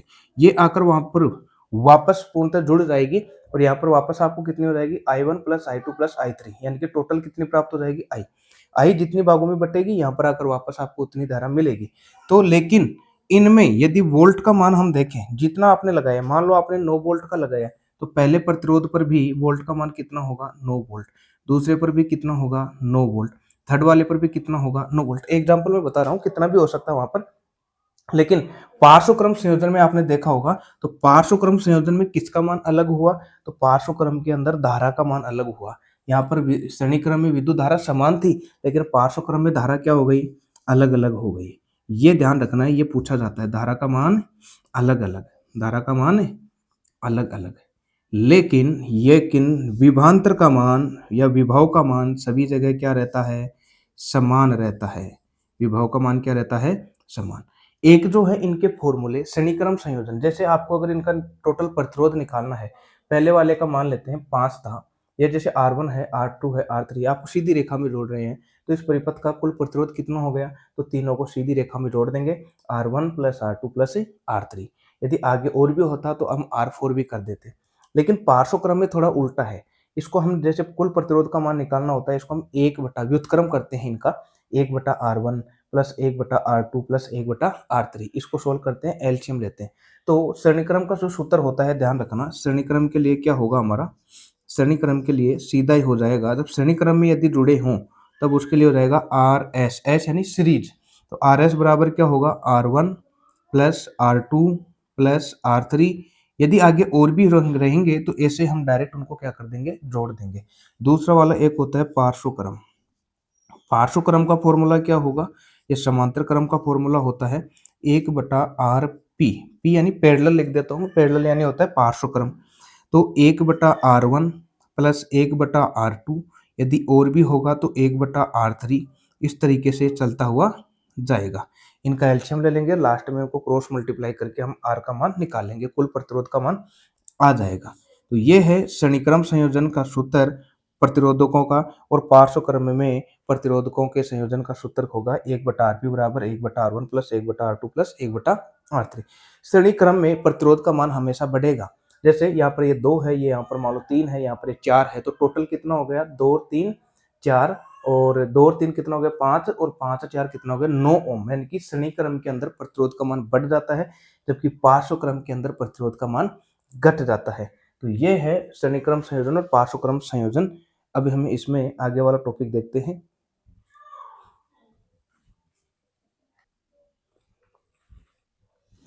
अगला वाला टॉपिक है जूल का तापन नियम। जूल का तापन नियम क्या होता है? देखो, जूल ने अपनी एक समीकरण दी थी और उन्होंने बताया था यदि किसी चालक तार के अंदर हम विद्युत धारा प्रवाहित करते जाएं तो विद्युत धारा प्रवाहित करने के बाद कुछ समय बाद वह चालक तार गर्म हो जाता है, अर्थात उसका ताप बढ़ जाता है। तो जो चालक तार जो गर्म होता है, यह किन कारणों की वजह से गर्म होता है उसके बारे में उन्होंने एक समीकरण दी थी, और वो समीकरण क्या थी? जूल के तापन के नियम के अनुसार हीट या एच बराबर होता है आई स्क्वायर आर टी। अब ये क्या है? यहाँ पर एच बराबर आई स्क्वायर आर टी। यहाँ पर आई आर एच क्या है? देखो, हीट यानी एच यहाँ पर है हीट, हीट यानी क्या हो गई? ऊष्मा। यानी कि चालक तार के बाद में क्या निकलेगी? वहां से ऊष्मा, क्योंकि गर्म होगा, गर्म होने के बाद वहां से क्या निकलती है? ऊष्मा। तो जब चालक तार गर्म हो जाता है, उसमें जो ऊष्मा निकलती है किस किस पर निर्भर करती है? एक तो निर्भर करती है धारा के वर्ग पर। किस पर निर्भर करती है? धारा के वर्ग पर। यदि धारा का मान बढ़ा दें, जैसे मान लो पहले धीरे धीरे विद्युत धारा जा रही थी, तो चालक तार धीरे धीरे गर्म होगा। धारा की स्पीड हमने बढ़ा दी, धारा का मान बहुत ज्यादा बढ़ा दिया, तो कुछ ही देर बाद में यह चालक तार गर्म हो जाएगा और ऊष्मा का मान भी बढ़ जाएगा। यानी कि विद्युत धारा बढ़ाने पर इसमें हीट का मान बढ़ रहा है या ताप उसका बढ़ रहा है, लेकिन ये वर्ग के समानुपाती होता है, धारा के वर्ग के समानुपाती होता है। तो पहला वाला ध्यान रखना, धारा के वर्ग के। इसका मतलब है यदि आप धारा को 2 गुना करेंगे तो हीट कितनी हो जाएगी? उसमें 2 गुना करेंगे तो 2 का स्क्वायर बाहर कितना आएगा? 4, 4 गुना हो जाएगी। यदि आप धारा को 3 गुना कर देंगे पहले की तुलना में, तो 3 का स्क्वायर बाहर कितना आएगा? 9। तो हीट कितनी निकलेगी? 9 गुना। दूसरा, एक निर्भर करेगा कि जो चालक तार है उसका प्रतिरोध, अर्थात यदि उसका प्रतिरोध ज्यादा होगा। अब देखो, प्रतिरोध ज्यादा होगा, प्रतिरोध का मतलब रुकावट। तो अब आवेश कौन है? इलेक्ट्रॉन। जब इलेक्ट्रॉन इसमें जाएंगे, यदि थोड़ा सा प्रतिरोध ज्यादा होगा तो रुकावट बढ़ेगी। तो इलेक्ट्रॉन जब जाएंगे तो इलेक्ट्रॉनों के मध्य टक्कर होगी, रुकावट के कारण जो है इलेक्ट्रॉनों में क्या होगी? टक्कर। और टक्कर के कारण ही वहां पर ऊष्मा बनती है। जब इलेक्ट्रॉन टक्कर करेंगे तो टक्कर के कारण क्या बनेगी? ऊष्मा। और ऊष्मा बनते ही वह चालक तार क्या हो जाएगा? गर्म हो जाएगा। यदि मान लो इसमें रुकावट नहीं हो तो इलेक्ट्रॉन जाते रहेंगे, और जब उनमें टक्कर ही नहीं होगी तो चालक तार में ऊष्मा ही उत्पन्न नहीं होगी। तो अगर ऊष्मा उत्पन्न करनी है तो चालक तार में इलेक्ट्रॉनों के मध्य टक्कर होना जरूरी है। और टक्कर केवल तभी होगी जब प्रतिरोध का मान थोड़ा सा इनमें क्या रहे? ज्यादा रहे। तो प्रतिरोध का मान ज्यादा होगा तो हीट भी क्या होगी? बढ़ेगी। एच समानुपाती आर। एक है यहाँ पर टी, टाइम, यानी कि इसमें लगने वाला समय, एच समानुपाती टी। यदि किसी चालक तार में हम समय को बढ़ाते जाएं, विद्युत धारा प्रवाहित कर रहे हैं, मान लो आपने 1 सेकंड के अंदर विद्युत धारा प्रवाहित की, आपने बंद कर दी, टाइम का मान कितना था? 1 सेकंड। तो ये तो हीट होगा ही नहीं, क्योंकि इसमें समय बहुत कम मिला है। जब आप इसको 10 सेकंड तक चालू रखेंगे तो इलेक्ट्रॉन जाएंगे, टक्कर थोड़ी ज्यादा होगी, तो ऊष्मा ज्यादा बनेगी। अब आपने 1 सेकंड चालू रख दिया इसमें विद्युत धारा को, मतलब आप देख रहे होंगे जैसे जैसे यदि आप इस चालक तार में यदि विद्युत धारा प्रवाहित करने का यदि समय बढ़ाते जाते हैं, तो वह चालक तार उतना ही ज्यादा गर्म हो जाता है और ऊष्मा देता है। यानी कि यदि हम टाइम बढ़ा दें, चालक तार में प्रवाहित धारा का टाइम बढ़ा रहे हैं, तो हीट का मान भी क्या होगा?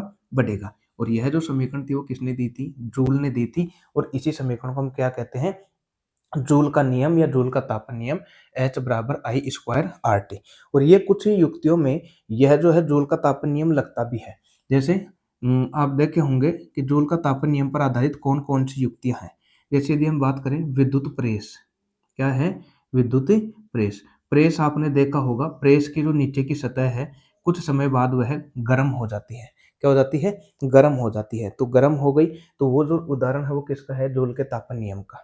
इसी के अलावा इसके और भी एग्जाम्पल हैं, हीटर वगैरह हो गया, विद्युत हीटर, विद्युत ओवन, या निम्नजक जो छड़ है वो हो गई। ठीक है, ऐसे बहुत सारे उदाहरण है। विद्युत केतली है जो जल्दी गर्म हो जाते हैं। ऐसे उपकरण जो जल्दी गर्म हो जाते हैं वो सब किसके नियम का पालन करेंगे? जूल के तापन नियम का। अब इसमें हम कुछ एक तो ये देखने वाले हैं कि जो बल्ब है, बल्ब, बल्ब के बारे में देखने वाले हैं।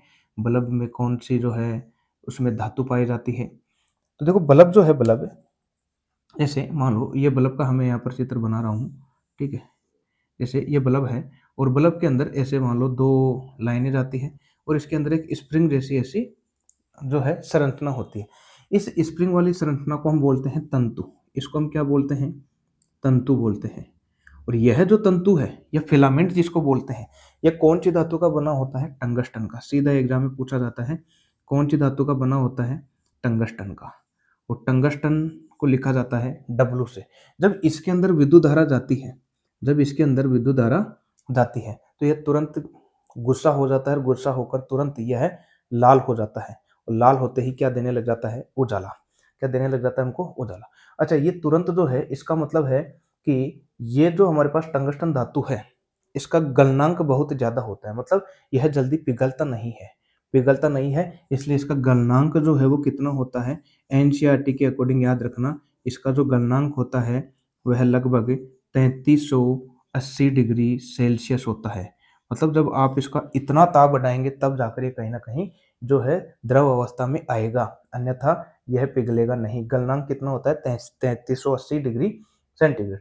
कौन सी धातु का बना होता है? टंगस्टन का बना होता है। इसके अलावा इसके अंदर जो गैस भरी होती है वह कौन सी भरी होती है? अक्रिय नाइट्रोजन। कौन सी भरी होती है? अक्रिय नाइट्रोजन। और साथ में थोड़ी सी मात्रा में इसमें आर्गन भी होती है। और कौन सी होती है? आर्गन भी होती है। ये भी आपको ध्यान रखना है, अक्रिय नाइट्रोजन और आर्गन। ये क्यों भरते हैं? क्योंकि ये जो फिलामेंट है, ये जो तंतु है, इसको ये जल्दी खराब होने नहीं देती था, इसको खराब होने से ये बचाती है। तो बल्ब के बारे में ध्यान रखना। बल्ब, इसके अंदर तंतु टंगस्टन धातु, गलनांक 3380 डिग्री सेंटीग्रेड होता है। इसमें अक्रिय नाइट्रोजन आर्गन गैस भरी जाती है ताकि अंदर वाला जो तंतु है ये जल्दी खराब ना हो जाए। एक और युक्ति हम देखते हैं, तो इसका प्रतिरोध, हाँ, प्रतिरोध का मान ज्यादा है कि कम है? देखो इसमें रुकावट ज्यादा है, रुकावट ज्यादा है तभी जो है इलेक्ट्रॉनों में टक्कर ज्यादा हो रही है। इलेक्ट्रॉनों में टक्कर ज्यादा होते ही ऊष्मा ज्यादा मात्रा में बनेगी, ऊष्मा ज्यादा मात्रा में बनेगी तब ये जलने लग जाता है। तो प्रतिरोध का मान इसका क्या होता है? ज्यादा होता है। प्रतिरोध का मान क्या होता है? उच्च होता है। ध्यान रखना इसका, प्रतिरोध का मान भी क्या होता है? उच्च या ज्यादा होता है। इसके अलावा हम दूसरी युक्ति देखने वाले हैं जिसका नाम है फ्यूज।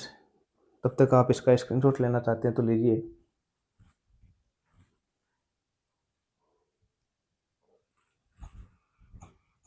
इसके बाद में है फ्यूज। और जो फ्यूज है, फ्यूज वायर जो है, यह किसका बना होता है? यह लेड और टिन धातु का बना होता है। कौन कौन सी धातु का बना होता है? लेड और यह टिन धातु का बना होता है। ध्यान रखना, अगर पूछा जाए फ्यूज जो है यह लेड और टिन धातु का बना होता है। फ्यूज को परिपथ के अंदर हमेशा हम कौन से क्रम में लगाते हैं? परिपथ को हमेशा हम श्रेणी क्रम में लगाते हैं। कौन से क्रम में लगाते हैं? श्रेणी क्रम में लगाते हैं। अब श्रेणी क्रम में क्यों लगाते हैं? देखो अभी मैंने बताया था, जैसे ये तीन हमारे पास चालक तार थे, तीन चालक तार थे और ये श्रेणी क्रम में, मान लो मैंने यहाँ पर फ्यूज लगा दिया, यहाँ पर क्या लगा दिया? फ्यूज। यदि इसमें विद्युत धारा जा रही थी, विद्युत धारा, फ्यूज का काम क्या होता है कि जब इसमें अधिक विद्युत धारा आ जाए तब यह पिघल कर टूट जाए और आगे वाले जितने भी उपकरण हैं उनको सुरक्षित रख सके। विद्युत धारा मान लो ज्यादा आ गई तो फ्यूज वार यहीं से जो है पिघल कर मान लो टूट गया, और जब टूटेगा तो विद्युत धारा जो है वो आगे नहीं जाएगी, और आगे नहीं जाएगी तो आगे के जितने भी उपकरण हैं वो क्या रह जाएंगे? सेफ रह जाएंगे। इसलिए इसको कौन से क्रम में लगाया जाता है? श्रेणी क्रम में। मान लो आप इसको पार्श्व क्रम में लगा देंगे, पार्श्व क्रम में इस तरीके से, ठीक है, पार्श्व क्रम में लगा देंगे। आपने यहाँ पर पार्श्व क्रम में लगा दिया, लेकिन अब विद्युत धारा इनमें तो चलो ठीक है ये पिघल कर टूट जाएगा तो आगे नहीं जाएगी, लेकिन विद्युत धारा दो में तो जाएगी इनमें, क्योंकि इसी वायर में नहीं जाएगी, बाकी दो में जाएगी, और इनमें जो उपकरण है हो सकता है वो खराब हो जाए। इसलिए विद्युत जो फ्यूज है उसको कौन से क्रम में लगाते हैं? हम श्रेणी क्रम के अंदर लगाते हैं। लेकिन इस तार की विशेषता क्या होनी चाहिए? तार की विशेषता क्या होनी चाहिए? देखो जो इसका जो तार होता है फ्यूज वायर, इसकी विशेषता क्या होनी चाहिए? देखो पहली विशेषता ये कि अगर थोड़ी सी भी विद्युत धारा इसमें ज्यादा गई, थोड़ी सी भी विद्युत धारा ज्यादा गई तो इसका मतलब है यह जल्दी पिघल कर टूटना चाहिए। भाई मान लो विद्युत धारा ज्यादा हो गई और यह पिघल कर टूट ही नहीं रहा है, तो फिर इसका मतलब है कि फ्यूज जब पिघल कर नहीं टूटेगा, विद्युत धारा आगे चली जाएगी तब तक, और जब तक आगे वाले उपकरण क्या हो जाएंगे? खराब। तो गलनांक जो है उसका क्या होना चाहिए, बिल्कुल कम, मतलब थोड़ा सा ताप बढ़ते ही तुरंत क्या हो जाना चाहिए, टूट जाना चाहिए। तो एक तो ध्यान रखना, इसका जो गलनांक है, गलनांक यह क्या होना चाहिए, गलनांक क्या होना चाहिए, कम होना चाहिए। गलनांक क्या होना चाहिए, कम। दूसरा है प्रतिरोध, दूसरा क्या है, प्रतिरोध। लेकिन जो प्रतिरोध है, प्रतिरोध का मतलब रोकने वाला, तो धारा को रोकने के लिए इसका प्रतिरोध का मान थोड़ा ज्यादा होना चाहिए कि कम। देखो प्रतिरोध कम होगा तो धारा तुरंत चली जाएगी, लेकिन हमको धारा को रोकना है, एक्स्ट्रा धारा को रोकना है, तो इसका प्रतिरोध का मान क्या होना चाहिए, ज्यादा होना चाहिए। तो प्रतिरोध का मान क्या होना चाहिए, ज्यादा। ये दो विशेषता इसकी ध्यान रखना। फ्यूज तार का जो है गलनांक कम होना चाहिए, लेकिन प्रतिरोध का मान क्या होना चाहिए, ज्यादा होना चाहिए। और एक और हम देखते हैं हीटर वाला, हीटर वाला और देख लेते हैं। हीटर, विद्युत हीटर जो होता है, अच्छा विद्युत हीटर जो होता है उसमें, विद्युत हीटर के अंदर जो स्प्रिंग जैसे जो तार है वो आपने देखा होगा, वो जो है नाइक्रोम का बना होता है। किसका बना होता है, नाइक्रोम। ठीक है। अब वो जो है नाइक्रोम तार की विशेषता क्या होनी चाहिए हीटर के अंदर, हीटर के अंदर क्या होना चाहिए, देखो वो जो तार है वह जल्दी ऊष्मा देना चाहिए। ऊष्मा का मतलब है कि उसमें विद्युत धारा को रोक कर उसमें रुकावट ज्यादा होनी चाहिए ताकि वह ताप का मान बढ़ा सके। मतलब प्रतिरोध का मान क्या होना चाहिए, थोड़ा ज्यादा, ताकि थोड़ी थोड़ी विद्युत धारा को रोके या इलेक्ट्रॉनों के प्रवाह को रोके। टक्कर ज्यादा होने के कारण क्या देनी चाहिए हमको, ऊष्मा। हीटर का काम ही क्या है, ऊष्मा देने का। ऊष्मा केवल तभी देगा जब रुकावट क्या होगी, थोड़ी सी ज्यादा। रुकावट कम होगी तो इलेक्ट्रॉन तीव्र गति से जाएंगे, जिसके कारण जो है वो गर्म नहीं होगा। तो प्रतिरोध का मान क्या होना चाहिए, ज्यादा। तो हीटर के अंदर जो वायर है उसका प्रतिरोध का मान क्या होना चाहिए, ज्यादा। क्यों, क्योंकि गर्म तभी होगा जब रुकावट थोड़ी सी ज्यादा होगी, इलेक्ट्रॉन ज्यादा टकराएंगे। रुकावट ज्यादा होने पर इलेक्ट्रॉन टकराएंगे, इलेक्ट्रॉन टकराने पर ऊष्मा ज्यादा बनेगी। लेकिन गलनांक, ये यहाँ पर ध्यान देना, अब गलनांक, गलनांक का मान कैसा होना चाहिए उसका, ज्यादा होना चाहिए। कि देखो गलनांक कम होगा तो थोड़ी सी विद्युत धारा जैसे ज्यादा जाएगी पिघल कर टूट जाएगा। यदि कम गलनांक होगा तो बार बार वह टूटेगा और जिससे हम परेशान हो जाएंगे। मतलब उसका गलनांक क्या होना चाहिए, ज्यादा। यदि इसमें ऊष्मा का मान बढ़ भी गया तो वह टूटना नहीं चाहिए। ये फ्यूज वाला तो टूटना चाहिए था, इसलिए गलनांक कम था। लेकिन वो जो वायर है नाइक्रोम वाला जो है हीटर वाला, वो टूटना नहीं चाहिए, इसलिए उसका गलनांक का मान भी क्या होना चाहिए, ज्यादा। तो ध्यान रखना हीटर के अंदर ये दोनों कंडीशन ज्यादा की होती है, लेकिन जो तार है हमारे पास फ्यूज वायर है उसका गलनांक तो कम, लेकिन प्रतिरोध क्या होना चाहिए, ज्यादा होना चाहिए।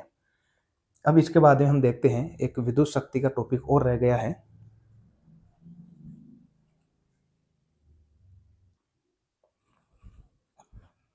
अगला टॉपिक है विद्युत शक्ति, यानी कि शक्ति के बारे में देखेंगे, और वो भी हम शक्ति में केवल विद्युत से संबंधित देखेंगे। ठीक है, कि विद्युत परिपथ के अंदर जो शक्ति का मान है वो किस किस पर डिपेंड करता है। वैसे शक्ति की परिभाषा क्या होती है, कार्य करने की दर को हम क्या बोलते हैं, शक्ति कहते हैं। कार्य करने की दर को क्या बोलते हैं, शक्ति। वैसे शक्ति की परिभाषा होती है, ये कक्षा 9 में भी हम पढ़ चुके हैं, कार्य करने की दर, कार्य करने की दर। और जो दर है मैंने शुरू में भी बता दिया था इस चैप्टर के अंदर, जहां पर भी दर आएगा मतलब वहां पर समय की बात होगी, अर्थात वहां पर किसका भाग लगेगा, समय का भाग लगेगा। तो शक्ति को लिखा जाता है पी से। किसे लिखते हैं हम, पी से लिखते हैं। जब पी से लिखेंगे तो कार्य बराबर क्या होगा हमारे हिसाब से, कार्य का सूत्र, कार्य बराबर, सॉरी यहाँ पर विद्युत शक्ति का आएगा, शक्ति बराबर, क्योंकि शक्ति के बारे में देख रहे हैं, तो शक्ति बराबर क्या आएगा, कार्य, कार्य करने की दर। तो कार्य और दर का मतलब क्या होता है, बटा समय। तो कार्य बटा समय, तो ये किसका फॉर्मूला हो गया, शक्ति का। शक्ति को किससे लिखा जाता है, पी से लिखा जाता है। किससे लिखा जाता है, पी से। पी बराबर कार्य को किससे लिखा जाता है, डब्लू से, बटा और समय को किससे लिखा जाता है, टी से। तो शक्ति का जो फॉर्मूला होता है वह पी बराबर क्या होता है, डब्लू बटा टी होता है। जब इसका यदि हम मात्रक निकालेंगे, जब हम इसका मात्रक, तो मात्रक क्या होगा, देखो कार्य का मात्रक क्या होता है, जूल। कार्य का मात्रक क्या होता है, जूल, बटा और समय का क्या होता है, सेकंड। तो ध्यान रखना शक्ति का मात्रक जूल बटा सेकंड होता है, लेकिन जूल बटे सेकंड को हम क्या बोलते हैं, जो विद्युत शक्ति का मात्रक होता है वह होता है वाट। वोल्ट अलग होता है और वाट अलग होता है। वोल्ट विभव का मात्रक था जिसको हम वी से लिख रहे थे, और ये है वाट। वाट को हम किससे लिखते हैं, डब्लू से लिखते हैं। जिसमें जितनी ज़्यादा शक्ति होगी वो सबकी क्या लगाता है, वाट लगाता है। तो P बराबर हो गया W/T। ठीक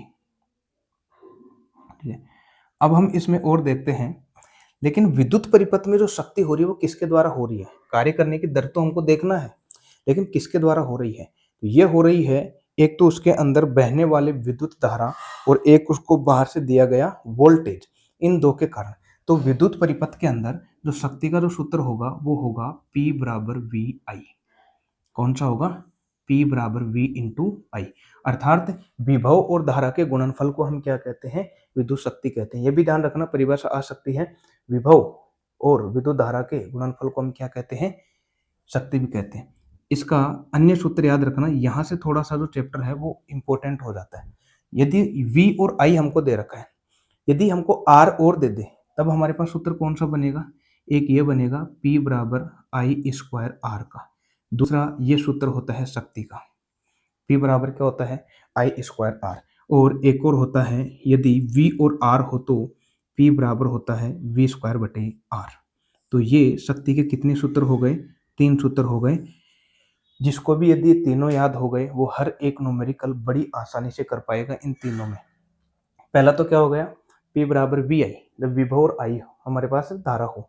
दूसरा, जब केवल धारा और प्रतिरोध हो तब P बराबर होता है I स्क्वायर R। और एक और शक्ति का सूत्र होता है, जब हमारे पास विभव और प्रतिरोध हो तो P बराबर क्या होता है? V स्क्वायर बटे R। ये 3 सूत्र जो है इसको दिमाग में बिठा लेना, एग्जाम के अंदर देखना किस तरीके से आपको टेक्नीशियन में भी ये तीनों से, या तो तीनों सूत्र से आपको मिलेंगे या कुछ न्यूमेरिकल इसमें आपको मिल सकते हैं। तो इसको हम एक जगह यदि देखें तो P बराबर पहले कौन सा बन गया? VI। ये VI किसके बराबर है? I स्क्वायर R के, और ये खुद किसके बराबर है? V स्क्वायर बटे R के। तो शक्ति के ये तीनों सूत्र होते हैं, ध्यान रखना। इसका मात्रक क्या हो गया? जूल। अच्छा, यदि इसका एक बड़ा मात्रक और होता है जिसको किलोवाट बोलते हैं। क्या बोलते हैं? किलोवाट। जैसे 1 किलोग्राम में कितना होता है? 1000 ग्राम। 1 किलोग्राम में कितना होता है? 1000 ग्राम। वैसे ही 1 किलोवाट में कितना वाट हो जाएगा? 1000 वाट हो जाएगा। कितना हो जाएगा? 1000 वाट। ये तो थी विद्युत शक्ति। अब एक और पूछा जाता है एग्जाम के अंदर कि ऊर्जा की कितनी खपत होगी। ये भी तो पूछा जाता है ना कि ऊर्जा कितनी खपत होगी, यानी कि विद्युत ऊर्जा। विद्युत ऊर्जा, तो देखो विद्युत ऊर्जा क्या होती है कि हमारे जो घरेलू जो परिपथ है उसमें ऊर्जा जो है या ऊष्मा की कितनी खपत होती है, ऊष्मा की कितनी खपत होती है, वह किसके रूप में निकल कर आती है? विद्युत ऊर्जा के रूप में। अर्थात जो कार्य किया जाता है वह किसके रूप में कन्वर्ट होगा? ऊर्जा के रूप में। तो देखो कार्य कहाँ से हो रहा है, यहाँ से देखो P बराबर क्या आया था? W/T। तो W बराबर क्या आ जाएगा? P into T. तो जो कार्य है, विद्युत ऊर्जा हम निकालेंगे वो कैसे निकालेंगे? W बराबर P इंटू टी से, अर्थात शक्ति और समय को गुणा करके हम क्या निकाल सकते हैं? विद्युत ऊर्जा भी निकाल सकते हैं। क्या निकाल सकते हैं? विद्युत ऊर्जा। अब ये जो विद्युत ऊर्जा के भी देखना यहाँ से, इसका मात्रक क्या होगा? विद्युत ऊर्जा का मात्रक, इसका मात्रक होगा, इसका क्या था हमारे पास? शक्ति का मात्रक क्या आया था? वाट। शक्ति का मात्रक क्या आया था? वाट। और ये समय है, समय का मात्रक क्या आया है? सेकंड। वाट इंटू सेकंड, वाट इंटू सेकंड। और वाट इंटू सेकंड को क्या बोला जाता है? जूल बोला जाता है। क्या बोला जाता है? जूल बोला जाता है। तो ध्यान रखना, विद्युत ऊर्जा का जो मात्रक होता है वह क्या होता है? जूल। लेकिन हमारे घरेलू जो विद्युत परिपथ होते हैं उसमें जो हम ऊर्जा निकालते हैं, जूल की संख्या बहुत ज़्यादा आ जाती है। इतनी, जैसे लाखों के अंदर जूल की संख्या चली जाती है, तब ये बहुत बड़ी राशि हो जाती है संख्या के अंदर। तो इसलिए हम जूल का उपयोग ना करके इससे एक बड़ा मात्रक काम में लेते हैं, विद्युत ऊर्जा का बड़ा मात्रक, जिसको हम बोलते हैं व्यावसायिक मात्रक। एग्जाम में पूछा जाता है विद्युत ऊर्जा का व्यावसायिक व्यावसायिक मात्रक। ठीक है, तो व्यावसायिक मात्रक क्या होता है? ये होता है यूनिट। ये क्या होता है? यूनिट। अब यूनिट कैसे बनता है देखो, वाट इंटू सेकेंड को हम क्या बोल रहे हैं? जूल। वाट इंटू सेकेंड को हम क्या बोल रहे हैं? जूल। ये छोटा मात्रक है।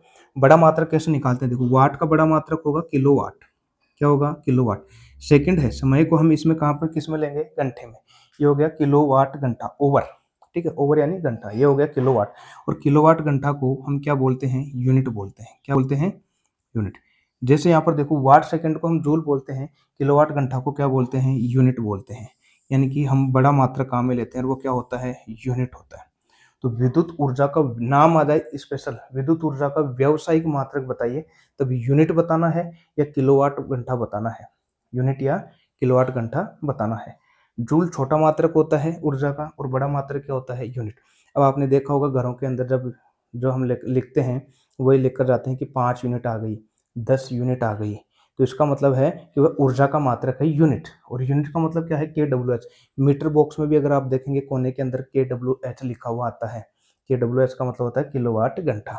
जैसे 1 यूनिट हो गई, 2 यूनिट हो गई, 5 यूनिट हो गई, तो कितनी जूल ऐसी आ जाए, मतलब कितने जूल में 1 यूनिट बनेगी, ये भी तो क्वेश्चन है जो कि एग्जाम में सीधा पूछ लिया जाता है कि जैसे हम देखते हैं 1 किलोवाट में कितना वाट होगा, 1000 वाट। 1 घंटे में इसको हम कन्वर्ट करके देखते हैं। तब तक अगर आप इसका स्क्रीनशॉट लेना चाहते हैं तो लीजिए, मैं कन्वर्ट करके और दिखा देता हूँ कैसे कन्वर्ट करते हैं।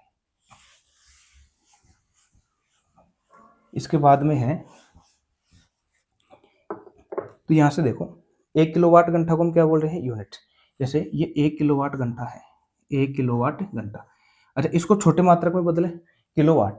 1 किलोवाट को हम क्या लिख सकते हैं, 1000 वाट, क्योंकि 1 किलोवाट में कितना वाट होता है, 1000 वाट, इंटू 1 घंटे में। इसको सेकंड में बदलना है। 1 घंटे में कितनी सेकंड होती है, 3600। कितनी होती है, 3600 सेकंड होती है। अच्छा, तो 1 किलोवाट घंटा बराबर कितना आ गया, 1 KWH बराबर, तो देखो 36, 2 जीरो ये, 3 जीरो ये, इनकी 36 के बाद में 5 जीरो, 1 2 3 4 5, गुणा वाट इंटू सेकेंड, वाट इंटू सेकेंड। और वाट इंटू सेकेंड को हम क्या बोलते हैं, जूल। तो ये तो हो गया आपका जूल हो गया। ये 5 जीरो है, मतलब इसको 10 की पावर 5 भी लिख सकते हैं। तो 1 किलो वाट घंटा बराबर 36 गुणा कितना आ गया, 10 की पावर 5, और वाट इंटू सेकेंड को हम क्या लिख देंगे, जूल लिख देंगे। तो 36 गुणा 10 की पावर 5 जूल होती है, या 36 लाख जिसको बोलते हैं। 36 लाख है, 5 जीरो मतलब लाख, यानी कि जब 36 लाख जूल आ जाएगी तब 1 यूनिट आ जाएगी। हमारे घरों के अंदर जब 1 यूनिट आ जाती है, मान लो आज 15 है, 15 यूनिट के बाद में 16 यूनिट आ गई, मतलब 1 यूनिट आ गई, मतलब कितनी जूल आ गई वहाँ पर, 36 लाख जूल। जब 36 लाख जूल आ जाती है तब 1 यूनिट बनती है। इसको यदि और एनसीईआरटी पुस्तक में कैसे लिख रखा है, 1 किलोवाट घंटा बराबर 3.6 गुणा 10 की पावर 6 जूल से भी लिख रखा है। कितनी जूल से, 3.6 गुणा 10 की पावर 6। जिस क्योंकि पॉइंट हटाएंगे तो 36/10 होगा, एक जीरो से एक जीरो कट जाएगा और वापस ऊपर वाला आ जाएगा। तो 1 किलोवाट घंटा बराबर कितनी आ गई, 3.6 गुणा 10 की पावर 6, ये भी याद रखना है। और ये भी याद रखना है 36 गुणा 10 की पावर 5, या मौखिक याद रखना है 36 लाख। एक यूनिट में कितनी जूल होती है, 1 किलोवाट घंटा की जगह एक यूनिट शब्द भी आ सकता है, एक यूनिट। तो 1 यूनिट में कितनी होती है, 3.6 गुणा 10 की पावर 6 जूल, या 36 लाख जूल होती है। अब ये कन्वर्ट करा लेता है। मालूम आपको बोलो 2 यूनिट में कितनी होगी जूल, तो 2 यूनिट में 2 से गुणा कर दो, तो 36 दूनी 72 लाख हो जाएगी। और पूछो 2.5 यूनिट में कितनी आ जाएगी, आप इसको 2.5 से गुणा कर दो। 5 यूनिट में कितनी जूल आ जाएगी, आप इसको 5 से गुणा कर दो। तो इस तरीके से हम क्या निकालते हैं, इनमें विद्युत ऊर्जा निकालते हैं। तो ये था हमारा चैप्टर।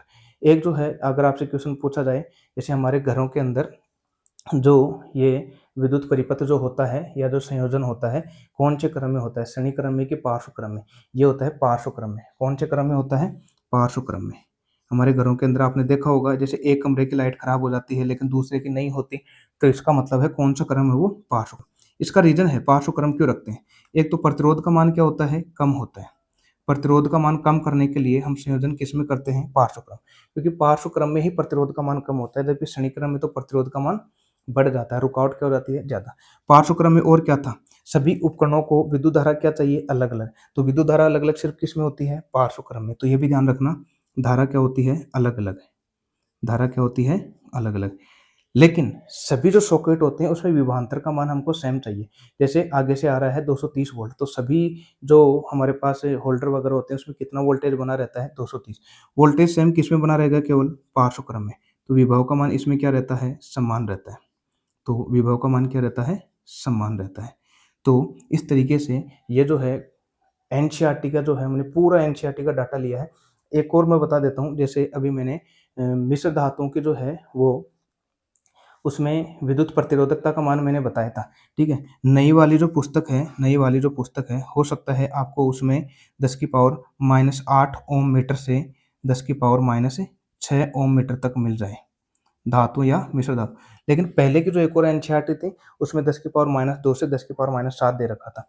तो मेरे हिसाब से तो आप नई वाली देखना, क्योंकि नई वाली जो है वो करेक्ट निकलती है। तो ये था हमारा विद्युत वाला चैप्टर। कमेंट करके ज़रूर बताइएगा कि आपको ये वीडियो कैसा लगा। मिलते हैं अगले वीडियो के साथ, तब तक के लिए धन्यवाद।